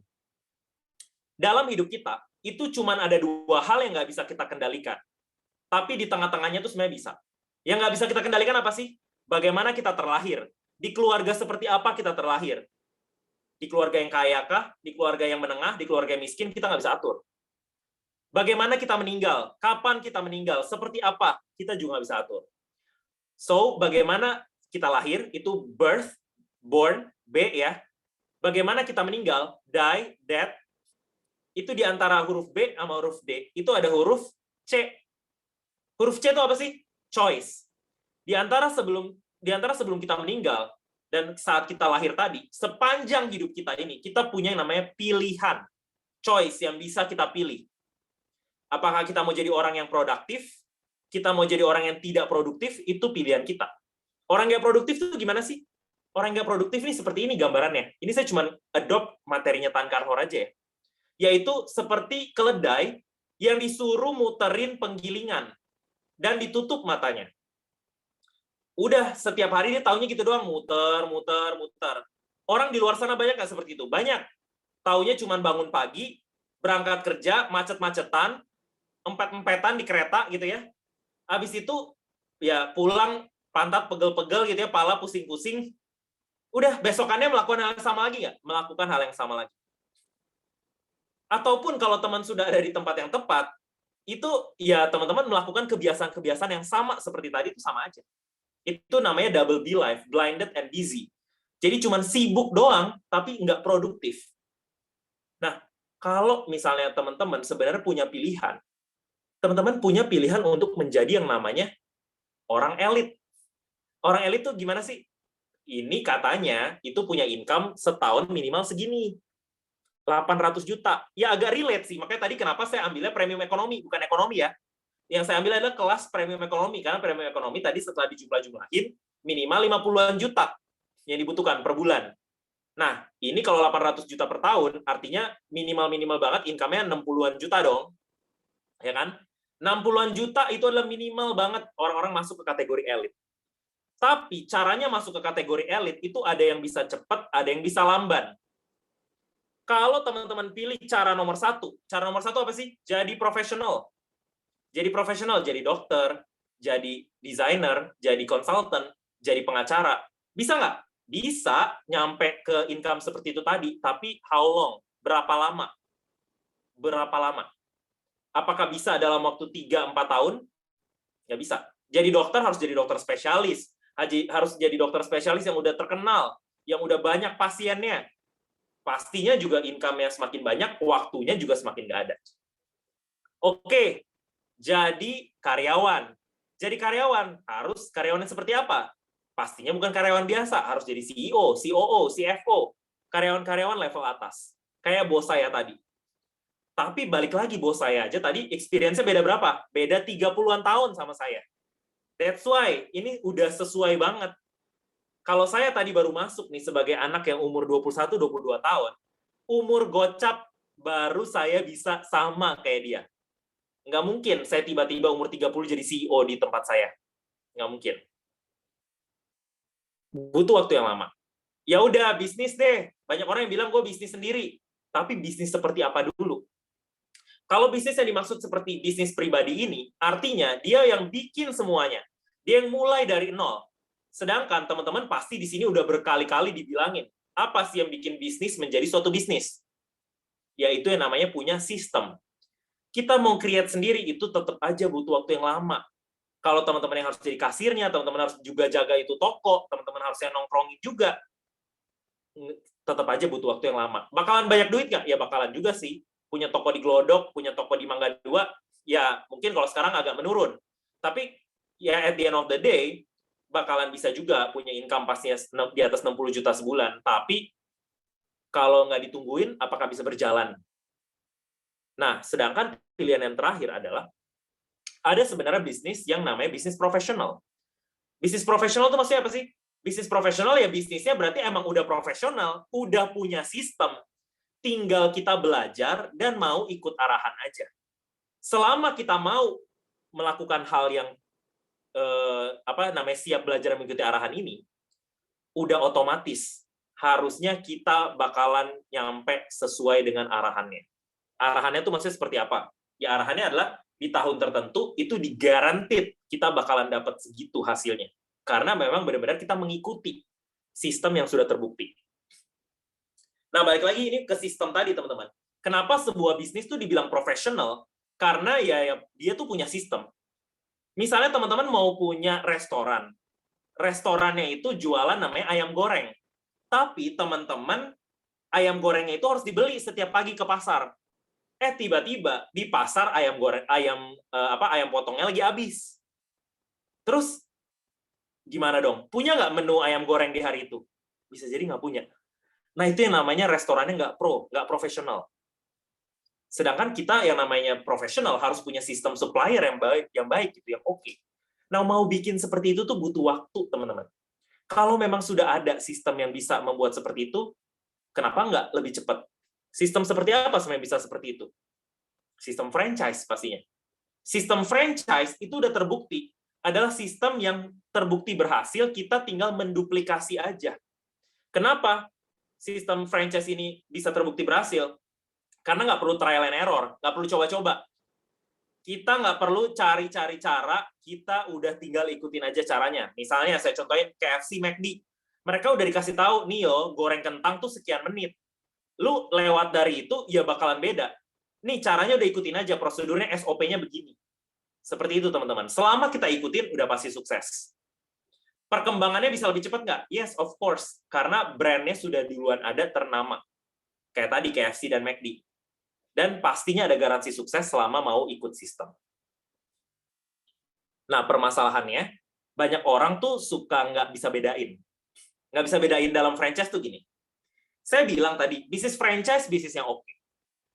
Kenapa? Karena tadi ya, lebih cepat. Dia bisnis franchise ini seperti pesawat tadi ya. Kalau dibandingin Jakarta ke Surabaya, dia adalah pesawat. Bukan mobil, bukan motor. Tetapi pertanyaannya, teman-teman, di sini terutama saya mau nanya teman-teman yang masih agent dan AAD ya.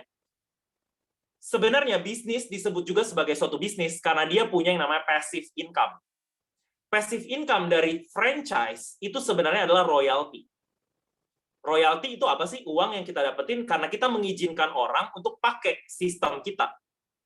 Permasalahannya, kalau tadi gue ikut franchise, itu gue jadi yang dapat royalti atau bayar royalti.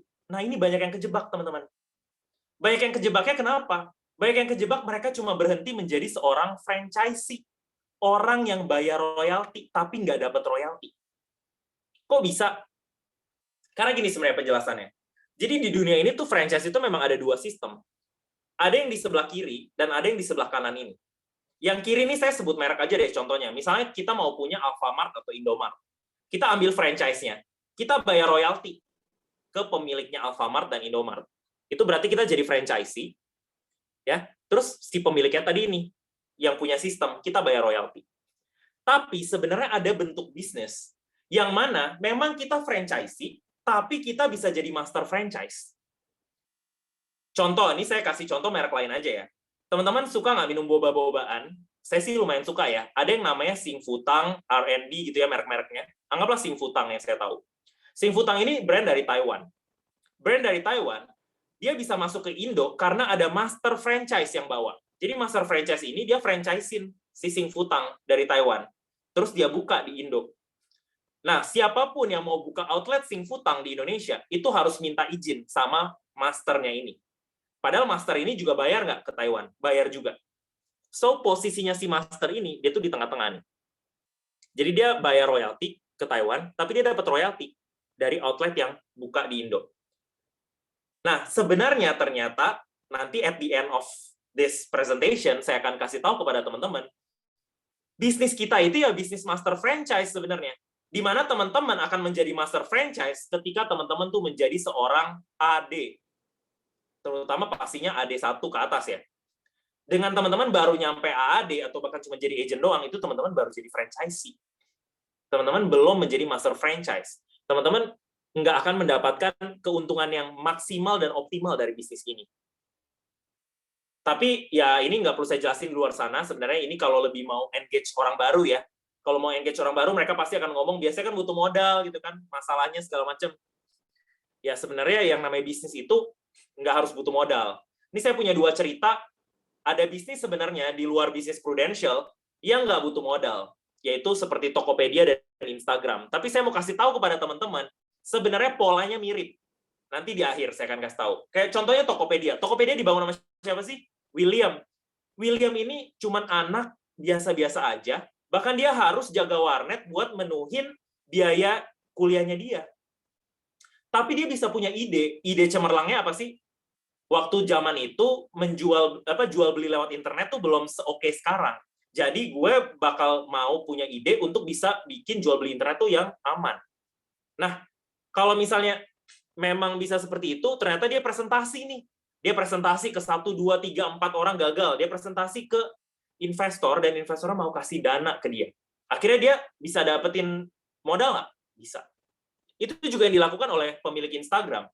Pemilik Instagram namanya Kevin. Si Kevin ini, dia coba-coba bikin aplikasi foto. Terus dia presentasiin. Di suatu party, dia presentasiin ke yang namanya investor. Investor kasih dia duit 500.000 US dollar. Dia rekrut temennya namanya Mike. Akhirnya mereka coba-coba, akhirnya jadi deh. Instagram yang seperti sekarang kita nikmatin. Intinya dia harus jualan idenya dia juga nggak? Dia jualan ide buat dapetin modal. So, teman-teman, sebenarnya kalau mau dibilang bisnis pro juga serupa sama yang tadi. Nanti saya jelasin lebih detailnya di akhir. Tapi dalam artian gini, kenapa suatu bisnis tuh bisa sustainable, bisa enggak? Itu kalau bisnis tersebut memenuhi kriteria seperti ini. Saya nggak akan jelasin yang di sini, saya akan jelasin langsung detailnya aja. Bahwa Prudential kenapa memenuhi kriteria tersebut. Prudential bisa memenuhi kriteria tersebut, kenapa? Karena pertama, dia itu sustainable. Karena dia menjual produk yang dibutuhkan udah pasti oleh kita sebelum ataupun sesudah pandemi, sebelum sesudah krisis, pokoknya sepanjang waktu, yaitu duit. Barangnya apa sih yang dijual sama Prudential? Kadang orang ngomong gini, dia kan jualan asuransi, dia kan jualan investasi. Sebenarnya dia jualannya apa sih? Jualannya duit. Bentuknya aja asuransi atau investasi. Sebenarnya yang dia jual tuh duit. Duit buat sekolah, duit buat bayar uang sakit, duit buat kita bayar nikah, buat pensiun, dan segala macam duit. Duit udah pasti dibutuhin nggak? Udah pasti dibutuhin. So, teman-teman, orang lain di luar sana pusing banget mikirin bisnis. Apalah, minuman kekinian lah, kopi kekinian, bubble-bubblean, yang musiman-musiman doang. Sedangkan kita di sini jualan barang yang udah pasti dibutuhin sepanjang hayat, gitu, yaitu duit. Jadi nggak usah khawatir, kita nggak bakalan kehilangan market. Yang kedua, bisnis di luar sana sekarang banyak banget yang tutup. Banyak banget yang close gara-gara pandemi.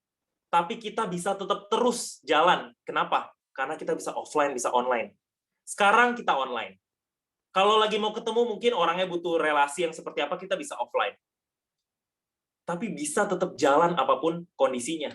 Dan pastinya teman-teman di sini udah banyak banget yang buktikan. Saya yakin di GP pun lebih hebat dan lebih luar biasa dalam penjualan online. Yang berikutnya, ini kalau yang belum tahu aja, pastinya saya yakin leader-leader udah pada ngerti semua, tapi mungkin agent-agent baru. Profit margin kita, profit kita tuh, itu 100,5% kalau jualannya unit link. Artinya profit kita sama dengan omset yang kita jual dalam setahun. Jadi teman-teman, mana ada lagi bisnis, misalnya teman-teman jualan minuman nih, minuman air mineral gitu ya. Teman-teman jual air mineral, harganya 5.000, buat teman-teman 5.000, kan nggak mungkin. Tapi kita bisa jualan something yang harganya 100 juta, kita dapatnya 100 juta.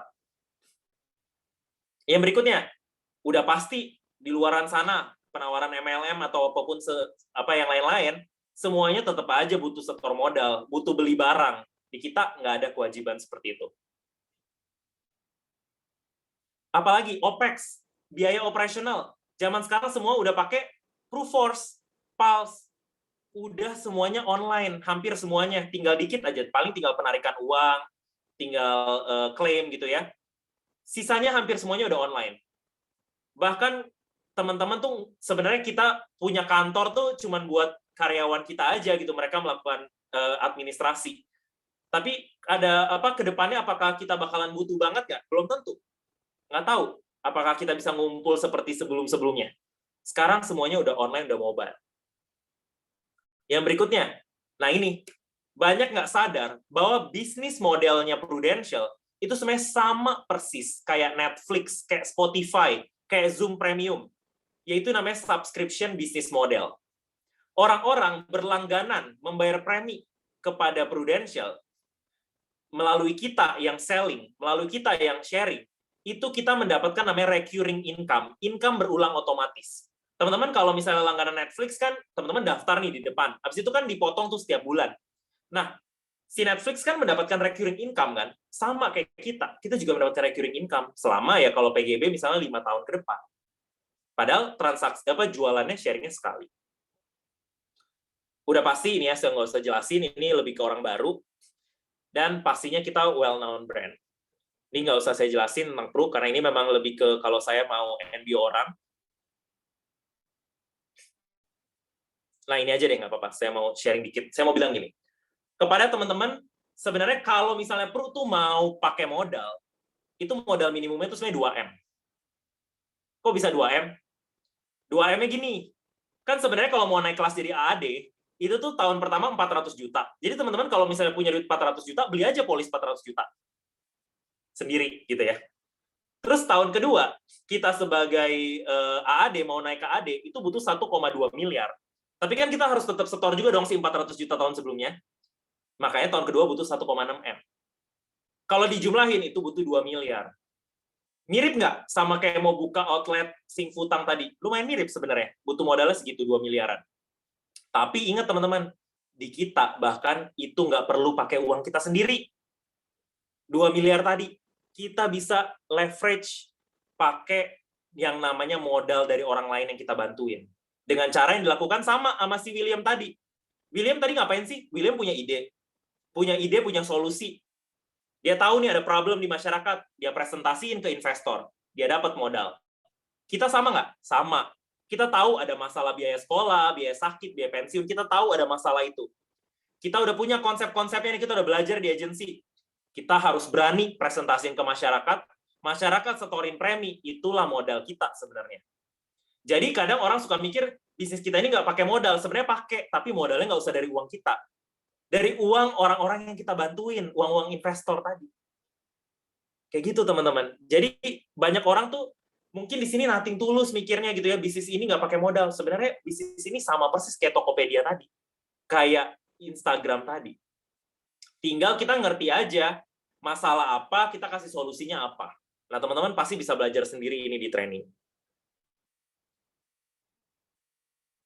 Nah, yang paling penting ini tapi tadi teman-teman. Di dalam bisnis kita, itu jangan berhenti kita jadi franchisee doang. Sama seperti tadi founder Instagram, dia rekrut tuh yang namanya si Mike gitu ya, jadi co-founder dia. Kita harus berani merekrut untuk punya franchisee, bahkan punya franchiser juga. Jadi kalau jadi AD tuh meng-create AD lagi. Kalau misalnya AD, ya segera naik ke AD dan meng-create AD lagi berikutnya. Seperti itu teman-teman. Karena disitulah sebenarnya letak bisnis kita. Bisnis master franchise, bukan cuma sekedar jadi franchisee.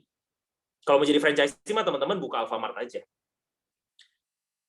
Nah, ini ya bisnis plan di tempat saya nggak tahu sama apa nggak di tempat teman-teman. Yang pasti 100 juta sebulan, itu kita punya super jet yang namanya Prudential, yang bisa bawa kita 100 juta per bulan di tahun keempat. Pertanyaan saya, kalau 100 juta sebulan ini ternyata kita baru dapat di tahun kelima atau ke-6 deh, masih oke nggak? Boleh nggak tulis di kolom chat, saya masih mau lihat update-nya dong. Teman-teman, kalau kita dapat nih 100 juta sebulannya tahun kelima atau 4 deh, masih oke nggak? Kira-kira. Masih oke banget ya, teman-teman ya. Dibanding di luaran sana, 15 tahun aja, dari 6 juta baru jadi 12 juta. Nah, inilah makanya maksud saya bukan bermaksud sombong, saya tadi mau kasih flashback sedikit dari apa yang saya lakukan. Di tahun 2012, tadi ingat ya, saya cuma punya 10 nasabah, dari teman-teman dekat saya, plus sama ya ada juga sih yang closing tapi nggak terlalu banyak, itu saya intinya nggak menjalankan. Saya cuma dapat 1,6 juta per bulan di akhir tahun 2012. Saya anggap itu tahun 0, nggak tahun 1 deh. Tahun 1 saya adalah 2013. Di 2013 tadi saya sharing ke 350 orang. Saya dapat 50 klien di tahun itu.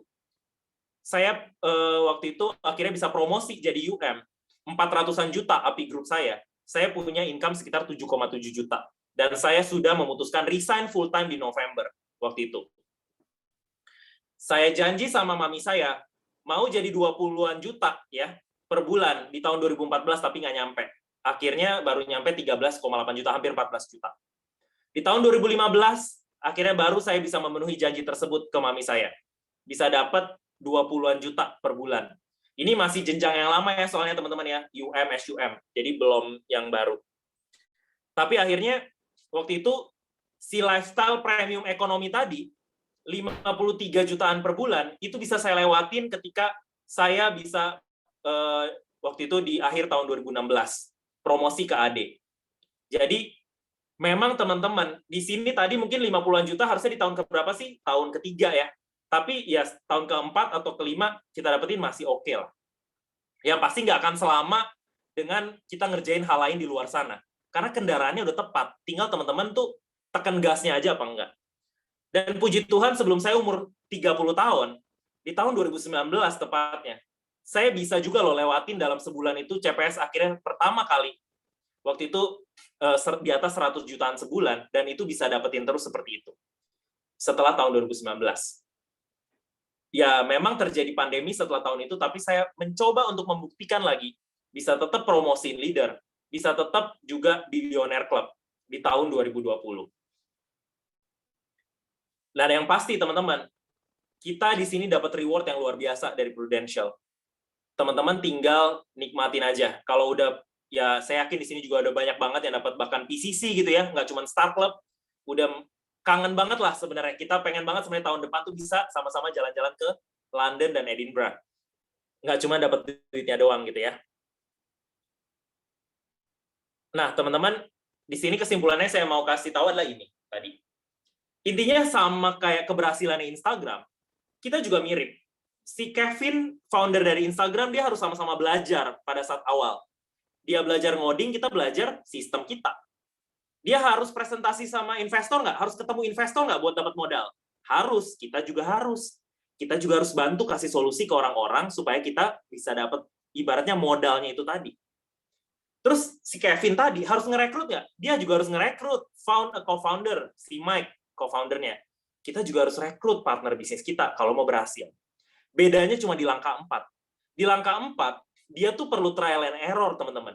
Kita nggak perlu, karena sudah ada sistemnya, kita tinggal ikut aja arahan dari leader teman-teman, ikut dari agensinya teman-teman. Udah pasti teman-teman bakalan berhasil. Itu aja dari saya. Semoga teman-teman bisa mendapatkan sesuatu dari apa yang saya sharingkan. Ya, mungkin kalau masih ada waktu boleh tanya jawab, saya kembalikan ke MC, ke Matius. Thank you, teman-teman. Oke, wow, luar biasa, keren banget, Bro Andrew. Terpukau lihat materinya yang luar biasa. Saya sendiri dapat insight baru, different point of view gitu. Jadi pemikirannya luar biasa yang nguatin saya lagi. Pasti teman-teman yang baru juga semakin mantap nih untuk join di Prudential ya. Oke, teman-teman, agent dan leader. Nah, itu banyak yang komen ya, keren materinya, luar biasa. Ada yang mau ditanyakan?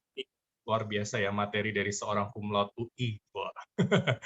Ayo teman-teman, mumpung masih ada Andrew di sini, seorang millennials yang luar biasa prestasinya di Prudential, nggak usah dipertanyakan lagi. Silakan buat teman-teman, kalau mau ada yang ditanyakan boleh ketik di chat, atau mungkin boleh langsung raise hand untuk langsung menyampaikan pertanyaannya. Nah, sambil nunggu yang lain nih, Bro Andrew, saya dulu deh yang nanya. Oke.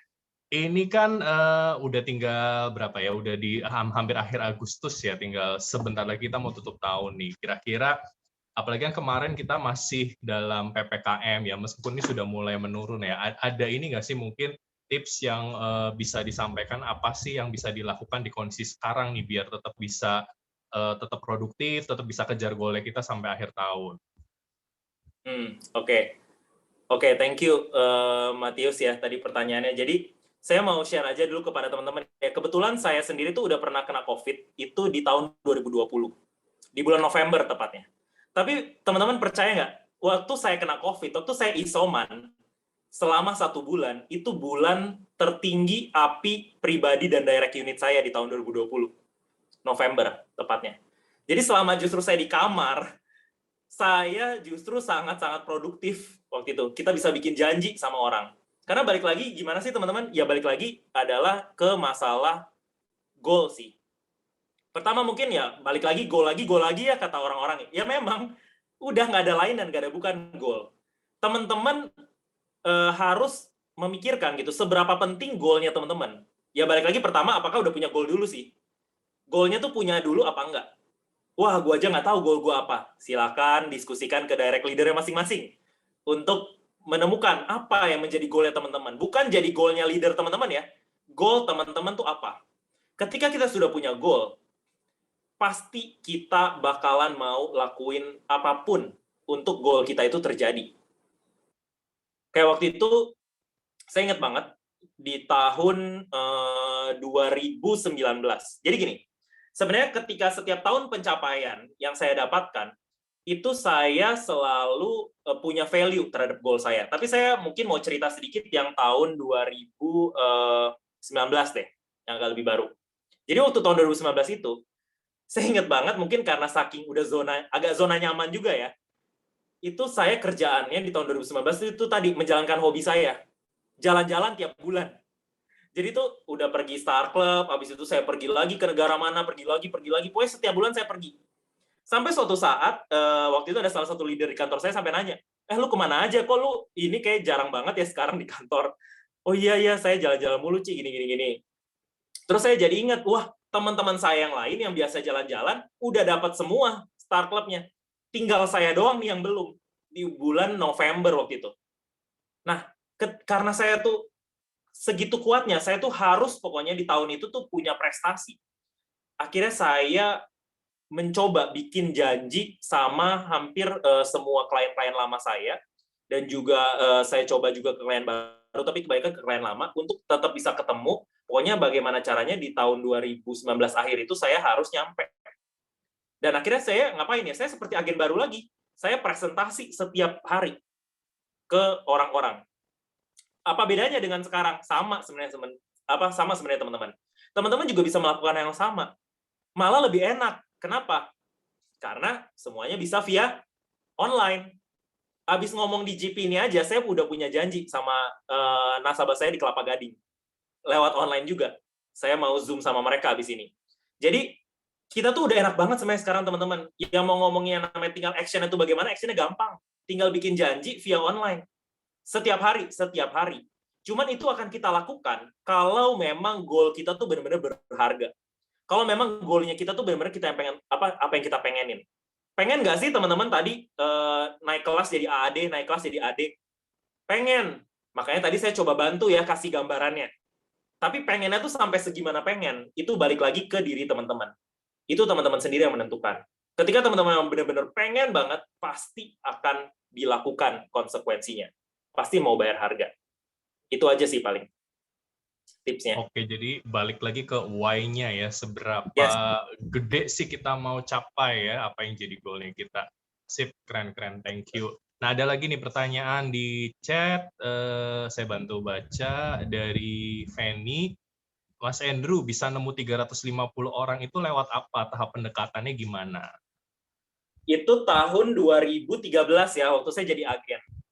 Ini saya cerita, pasti di sini ada nggak yang part-time? Ini tips juga deh buat yang part-time, pasti ada ya. Jadi kalau waktu itu saya masih part-time, waktu itu saya masih kerja di kontraktor, kerjaan saya itu dari jam 8 pagi sampai jam 6 sore, rata-rata ya. Nah, saya masih part-time juga waktu itu, tapi selama saya part-time, saya pokoknya udah promise sama diri saya sendiri. Kan tadi udah kebakar dari Heri atau Tandra punya cerita gitu ya, dari ketemuan sama Powisri juga gitu kan. Saya udah semangat banget lah intinya di bisnis ini. Jadi saya bikin janji setiap hari sama orang. Caranya gimana? Caranya gini, waktu saya masih kerja, istirahat saya harus punya janjian makan siang sama satu orang. Istirahat tuh, ya. Terus temen kan di kantor sore-sore, saya harus ajak ngopi satu orang. Malam udah pulang, nggak pulang saya. Lanjut harus ketemuan sama minimal satu orang. Jadi sehari itu ketemu 3, itu benar-benar saya lakuin. Makan siang sama satu orang kantor. Bisa juga orang luar nggak? Bisa. Waktu itu saya ingat banget, kantor saya di TB Simatupang. Saya janjian sama orang makan siang di Mall Pondok Indah. Balik-balik telat. Ya udahlah, nggak apa-apa. Emang ada harga yang harus dibayar. tapi saya bikin janji sama orang makan siang. Sore kebanyakan teman kantor saya tuh. Teman sekantor saya, kebetulan ada Starbucks di bawah kantor saya. Saya bilang, sore kita ngopi-ngopi yuk di bawah yuk. Temenin gue lah ngopi-ngopi. Kalau teman-teman, ini jadi promo ya, tapi zaman itu kan memang ada si kartu kredit BCA tuh suka buy one get one. Tapi saya suka pakai tuh, lu mau gue traktir kopi nggak?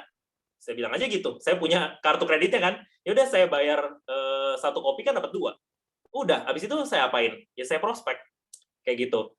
Itu sore. Malamnya bikin janji lagi. Pokoknya begitu jam 6 teng, saya nggak ada lembur-lemburan, saya langsung cabut, saya kerjain bisnis ini. Jadi teman-teman kalau memang niat ya, itu overtime pun bisa sebenarnya. Dan itu memang 350 orang bisa ketemu. Apalagi waktu itu gini, weekend kan kita lebih bebas kan. Hari Minggu tuh terutama ya, hari Minggu mungkin pagi gereja, siangnya habis gereja kita bisa janjian makan sama orang.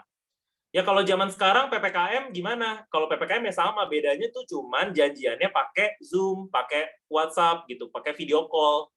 Ya udah teman-teman warm up aja, atau teman-teman sapa di sosmed, kasih reaction ke orang-orang gitu ya, story-nya dia, atau sapa dia di story gitu, kalau pakai Instagram. Kalau pakai Facebook kan juga ada tuh, yang suka update status, kadang saya juga suka ini react, balas gitu, komentarin, kayak gitu teman-teman. Itu cara pendekatannya. Yang pasti harus komit dulu mau punya janjiannya. Itu aja sih caranya. Oke, kuncinya komitmen ya, tetap mau melakukan aktivitas meskipun part-time, kalau udah komit ya bisa cari waktu di yang kosong untuk bisa prospek dan rekrut. Sip, sudah terjawab ya Feni tadi. Ya. Ada lagi yang mau tanya? Di chat so far belum ada. Ayo teman-teman, boleh raise hand juga mungkin. Atau ada yang mau langsung unmute. Oh, nih ada yang raise hand. Ko Antoni, silahkan. Halo Bro Andrew, thank you banget ya sharingnya. Bro mau Ya, tanya halo. nih. Ya jadi mungkin lebih ke arah ke pertanyaan tentang building tim ya. Nah Andrew sendiri ini kan timnya cukup banyak dan udah sering juga untuk mempromosikan. Nah mungkin aku lebih ini aja to the point pertanyaannya. Pasti kan maksudnya kita sebagai leader dalam perjalanan untuk membangun tim itu kan pasti ketemu dengan agent yang banyak profil. Nah, kalau ditanya apakah setiap orang mau promosi, pasti kan kita mau nanya itu kan ke setiap agent kita. Nah, pasti jawabannya juga iya saya mau promosi gitu. Nah, tapi kan dalam perjalanan prosesnya pasti kan ada bicara tentang statistik juga Andrew ya. Nah, itu gimana sih maksudnya Andrew itu bisa mengimplementasikan itu gitu loh. Karena maksudnya perjalanan dari agent menuju ke leader itu kan pasti banyak tantangan, banyak mungkin ya 1-2 distraction dan segala macam gitu. Bagaimana Andrew bisa maksudnya mantau nih sampai mereka itu bisa naik leader gitu. Gitu aja sih Andrew, thank you banget ya. Oke, thank you kok pertanyaannya. Nah, jadi apa yang saya lakukan sebenarnya teman-teman ketika saya menjadi leader dan menjalankan posisi saya sebagai seorang leader adalah yang pasti pertama kita itu sama orang yang memang kita rekrut, kita harus menemukan chemistry-nya dulu. Itu dulu. Jadi ketika saya merekrut, memang kita rekrut jumlah banyak kok. Jadi kita rekrut main kuantitas dulu nggak? Harus main kuantitas dulu. Jadi saran saya terutama di sini kan pasti ada AAD juga kan. Kalau AD mungkin udah lebih bisa memilih-milih nih gitu kan. Tapi kalau sebagai AAD kita pasti harus main kuantitas dulu. Itu yang pertama. Kuantitasnya pasti pakai seleksi lah ya, pakai seleksi pasti yang memang sesuai sama yang kita pengenin, tapi at least kita main kuantitas dulu. Jadi harus melakukan activity rekrutnya dulu. Kayak saya dulu, saya sampai bikin NBO sendiri, jadi nggak cuma ngarepin NBO dari agency, tapi saya juga bikin dari grup saya sendiri, itu untuk rekrutmennya. Nah, setelah terekrut, baru kita coba lihat dulu kan orang-orangnya. Kira-kira yang mana sih yang cukup niat gitu ya, kita seleksi dulu. Nah, niatnya itu kita pertama-tama ini mungkin saya jelasin agak step by step ya dari awal. Kalau saya akan temuin secara pribadi mereka semua. Jadi saya akan ajak ngobrol gitu ya secara pribadi, terus saya coba gali background-nya seperti apa, orangnya itu bagaimana, karakternya juga kan kita mungkin ada yang sudah belajar personality class ya. Ada yang sanguine atau koleris atau melankolis atau pragmatis gitu. Kita coba cek karakter dia itu sehingga kita bisa tahu treatment kita buat dia tuh bagaimana. Nah, setelah dari situ akhirnya kita coba, kalau yang saya lakukan adalah saya mencoba untuk menanamkan belief dia yang benar dulu tentang bisnis kita. Terutama tentang produknya dulu, kalau memang dia itu orang yang belum terlalu ngerti. Contoh, tentang produknya maksudnya, dia sendiri udah berani buka nggak? Dia sendiri udah menghitung belum kebutuhan dia tuh seperti apa? Kalau memang dia mampu. Itu udah saya iniin duluan gitu di awal. Nah, dari situ saya akan ngelihat keseriusan dia. Dia sendiri bagaimana? Udah berani buka dengan sesuai sama kebutuhan dia nggak? Kalau memang dia mampu ya. Kalau memang dia belum mampu gimana ya? Saya akan encourage dia untuk coba sharing dulu nih sama beberapa orang. Nanti abis itu kalau misalnya dia udah dapet, biasanya saya akan temenin. Saya akan temenin misalnya untuk Grand 3-nya deh, apa istilahnya presentasi proposalnya dan trial closing-nya. Saya akan join fieldwork di situ. Nah, nanti kalau misalnya udah, misalnya dapat 3-5 gitu kan, nah mulai tuh agak dilepas, tapi saya tetap bimbing. Saya tetap bimbing setiap minggu. Saya bimbing setiap minggu untuk saya ajakin ngobrol. Kalau sekarang pakai Zoom. Kebetulan kalau kayak sekarang direct saya tuh ada yang di Makassar, ada yang di Balikpapan, ada yang di Jakarta gitu. Itu semua by Zoom. Semua by Zoom, tapi setiap minggu saya punya janjian ngobrol sama mereka malam. Nah, setelah itu satu-satu ya, itu di luar meeting unit. Meeting unit, saya juga pantau tuh. Ini orang datang nggak meeting unit? Kalau dia datang, artinya dia udah rada niat gitu loh di kita. Tapi kalau misalnya enggak, ya udah saya nggak terlalu gimana, tapi saya mungkin tetap keep in touch personal sama dia. Sambil kita pantau pastinya progres API-nya, karena ya balik lagi ya teman-teman ya, result is the final judgment. Mau dibilang prosesnya seperti apa, tapi kita tetap harus lihat juga yang namanya resultnya. Dia activity-nya seperti apa di sini. Kan kita bisa pantau tadi setiap minggu, tapi result setiap bulannya kita lihat. Kalau memang dia menemui kendala, pastinya ya kita akan coba selesaikan di konsultasi pribadi itu tadi.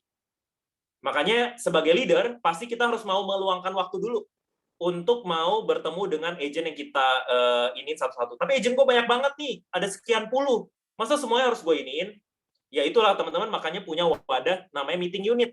Meeting unit harus ada setiap minggu. Meeting unit harus ada setiap minggu. Nah, dari meeting unit itu teman-teman seleksi. Kira-kira mana yang oke untuk diajakin ngomong personal. Nah, nanti yang oke diajakin ngomong personal itu teman-teman kasih waktu lebih.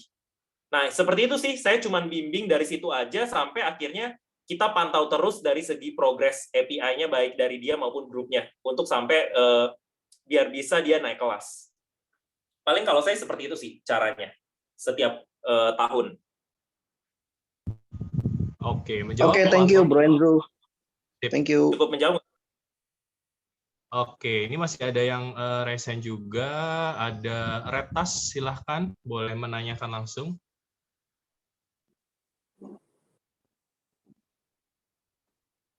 Retas Amjad ada? Oke, sambil nunggu ada di chat yang nanya juga nih. Seingat Ko Andrew dari Anto, seingat Ko Andrew dapat 3 janji sehari itu kontak berapa orang? Apa memang semuanya udah cukup kenal atau semua kontak yang ada dihubungi? Oke, source-nya ya. Source-nya waktu itu saya ingat banget, jumlahnya sih saya lupa, tapi saya ingat profiling-nya adalah mostly memang teman kuliah sama teman SMA. Jadi kebanyakan itu adalah, saya mulai dulu dari teman kuliah. Kebetulan karena waktu saya SD, SMP, SMA tuh saya temannya dikit. Baik lagi ya, anaknya nerd kan. Jadi temannya dikit. Jadi saya kalau waktu kuliah agak lebih banyak temannya. Nah, waktu itu saya kontak teman kuliah dulu kebanyakan. Terus senior di tempat saya kuliah itu saya kontak-kontakin. Kalau saudara nggak ada, karena saudara tuh selain saudara kandung saya ya, selain cici saya sama papa mama saya, itu di Jakarta kita nggak punya family. Family-nya tuh di kampung semua. Dan waktu itu pada saat mereka lagi datang ke Jakarta aja baru bisa jadi klien kita gitu. Tapi kalau misalnya enggak, itu nggak bisa. Nggak ada saudara lah intinya. Jadi kebanyakan teman kuliah, ya teman kuliah itu, kan zaman itu gini ya, kita baru lulus, nggak tahu ya profiling kamu gimana ya yang nanya.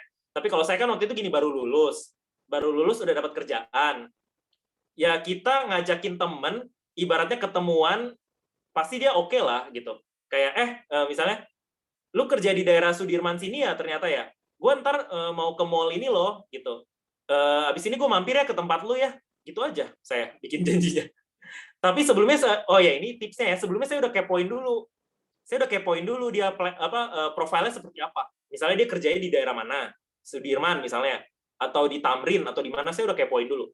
Di PT mana itu saya udah cari-cari dulu tuh di Facebook. Kalau sekarang gampang lah di IG gitu kan kita bisa lihat. Gitu sih profiling orang-orang yang saya temuin. Oke, sip. Semoga bisa menjawab. Masih ada satu lagi, boleh Bro Andrew? Ini tadi Retas, silahkan di-unmute. Harusnya udah bisa.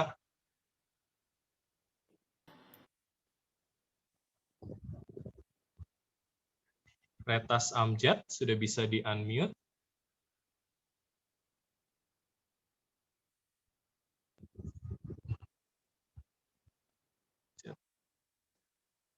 Oke, sambil nungguin ya, saya ada pertanyaan nih. Salam kenal Bro Andrew, aku baru join minggu ini dengan kondisi part-time atau masih kerja kantoran. Bagaimana caranya persuade calon nasabah yang tercover asuransi kesehatan full dari kantor, dari Maksi?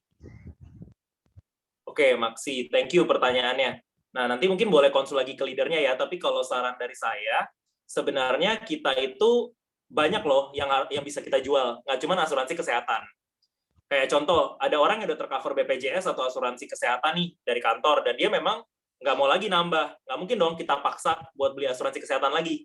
Kita bisa, misalnya, apa sih, sharing apa? Misalnya income protection. Ya, income protection apa misalnya? CCD ya, produk kita asuransi kondisi kritis, atau bahkan even asuransi jiwa gitu. Tergantung profil orang tersebut. Orang tersebut apakah memang sudah punya tanggungan kah, atau sudah punya, ya boleh dibilang istri gitu ya, atau suami atau anak. Nah itu kamu coba profiling dia dulu, cari tahu dulu kebutuhannya. Caranya gimana? Ya pasti di kelas GP sudah diajarin. Jadi tinggal datang aja hari Sabtu, ikut kelas, nggak tahu kalau di saya namanya Grand 1 ya, kelas NAT 1. Kalau di GP namanya apa, tanya ke leadernya, ikut kelas itu adalah kelas bagaimana menemukan profil nasabah. Gitu. Oke, sip. Satu lagi kita masih nunggu Retas nih. Karit, thanks bro. Udah terjawab ya tadi Maksi ya. Retas sudah bisa di-unmute, atau kalau enggak boleh diketik di chat mungkin pertanyaannya ya. Ini satu pertanyaan terakhir ya teman-teman ya, ini luar biasa. Yang nanya antusiasmenya banyak, pengen belajar semua dari Andrew.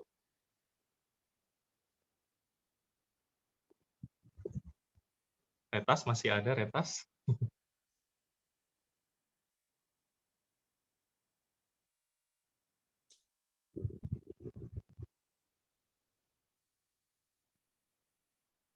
Mau tanya tentang sustainability bisnis dari Prudenya kok.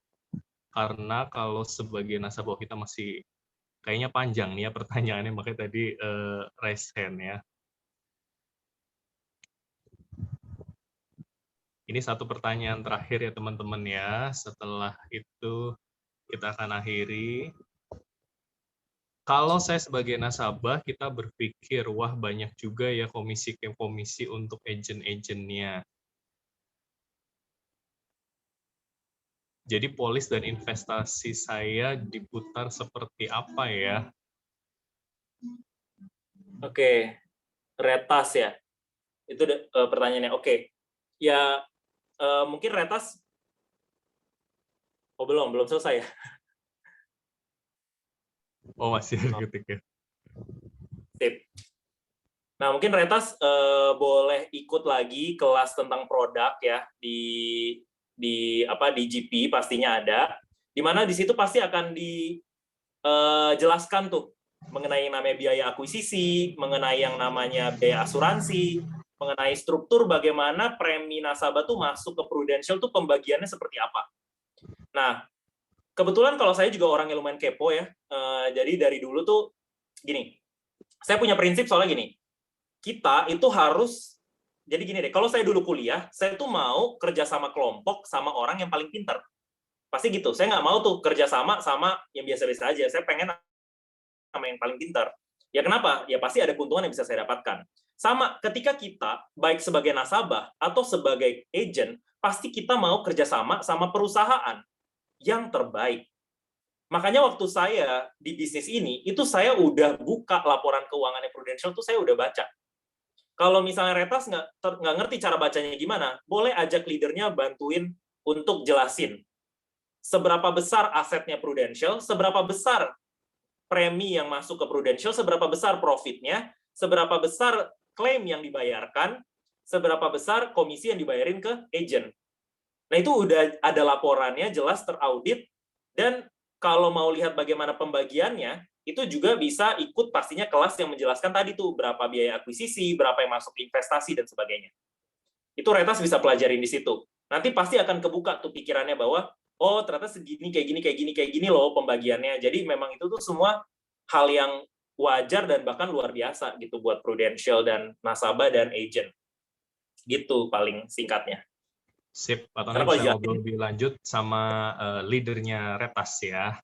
Mantap, oke, thank you banget Andrew udah menjawab semua pertanyaan dan sharingnya luar biasa, jenius, banyak komen juga yang luar biasa, materinya sangat menarik. Dan kita mau foto dulu ya Andrew, ini ada sertifikat apresiasi dari GPS. Teman-teman tolong jangan chat dulu supaya bisa difoto dulu. Mas Reno, bisa dibantu fotonya. Jangan chat dulu ya, teman-teman. Sudah, Mas Reno? Kokur sih. Sudah. Oh, Kokur sudah ya? Sip, oke. Thank you so much, Andrew, sekali lagi sudah mau berbagi di GBS. Kita semua sangat terberkati, sangat termotivasi siang hari ini. Thank you sekali lagi. Teman-teman boleh kasih apresiasi, boleh di-unmute untuk kasih apresiasi langsung ke Andrew. Thank you so much ya Andrew. Thank you, Andrew. Thank you Andrew. Oh iya, ada Ko Ante Ferdian juga ya. Thank you Andrew. Thank you Andrew. Thank you Andrew buat sharingnya, keren banget. Thank you Andrew. Thank you Andrew, sangat detail. Thank you. Ya, kalau gitu saya boleh live dulu ya. Ya, thank you Andrew sekali lagi. Dan teman-teman, dengan berakhirnya foto dengan Andrew tadi, maka selesai juga training motivasi Sabtu siang kita kali ini. Jangan lupa kita ketemu lagi di BOM hari Senin pagi ya. Saya Matius Utomo pamit dan selamat pagi. Thank you, Matius. Edri.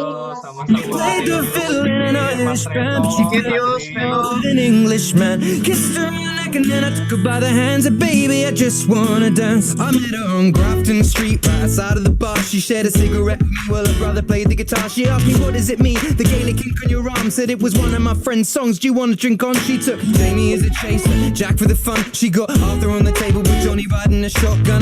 Chatted some more, one more drink at the bar, then put Van on the jukebox. Got up to dance, you know she played her fiddle in an Irish band, but she fell in love with an Englishman. Kissed her on the neck and then I took her by the hands and baby I just wanna dance with my pretty little Galway girl. You're my pretty little Galway girl. You know she beat me at darts and then she beat me at pool and then she kissed me like there was nobody else in the room. As last orders were called was when she stood on the stool after dancing to Kaylee singing to trad tunes. I never heard Carrick Fergus ever sung so sweet. A cappella in the bar using her feet for a beat. Oh, I could have that voice playing on repeat for a week. And in this packed out room, swear she was singing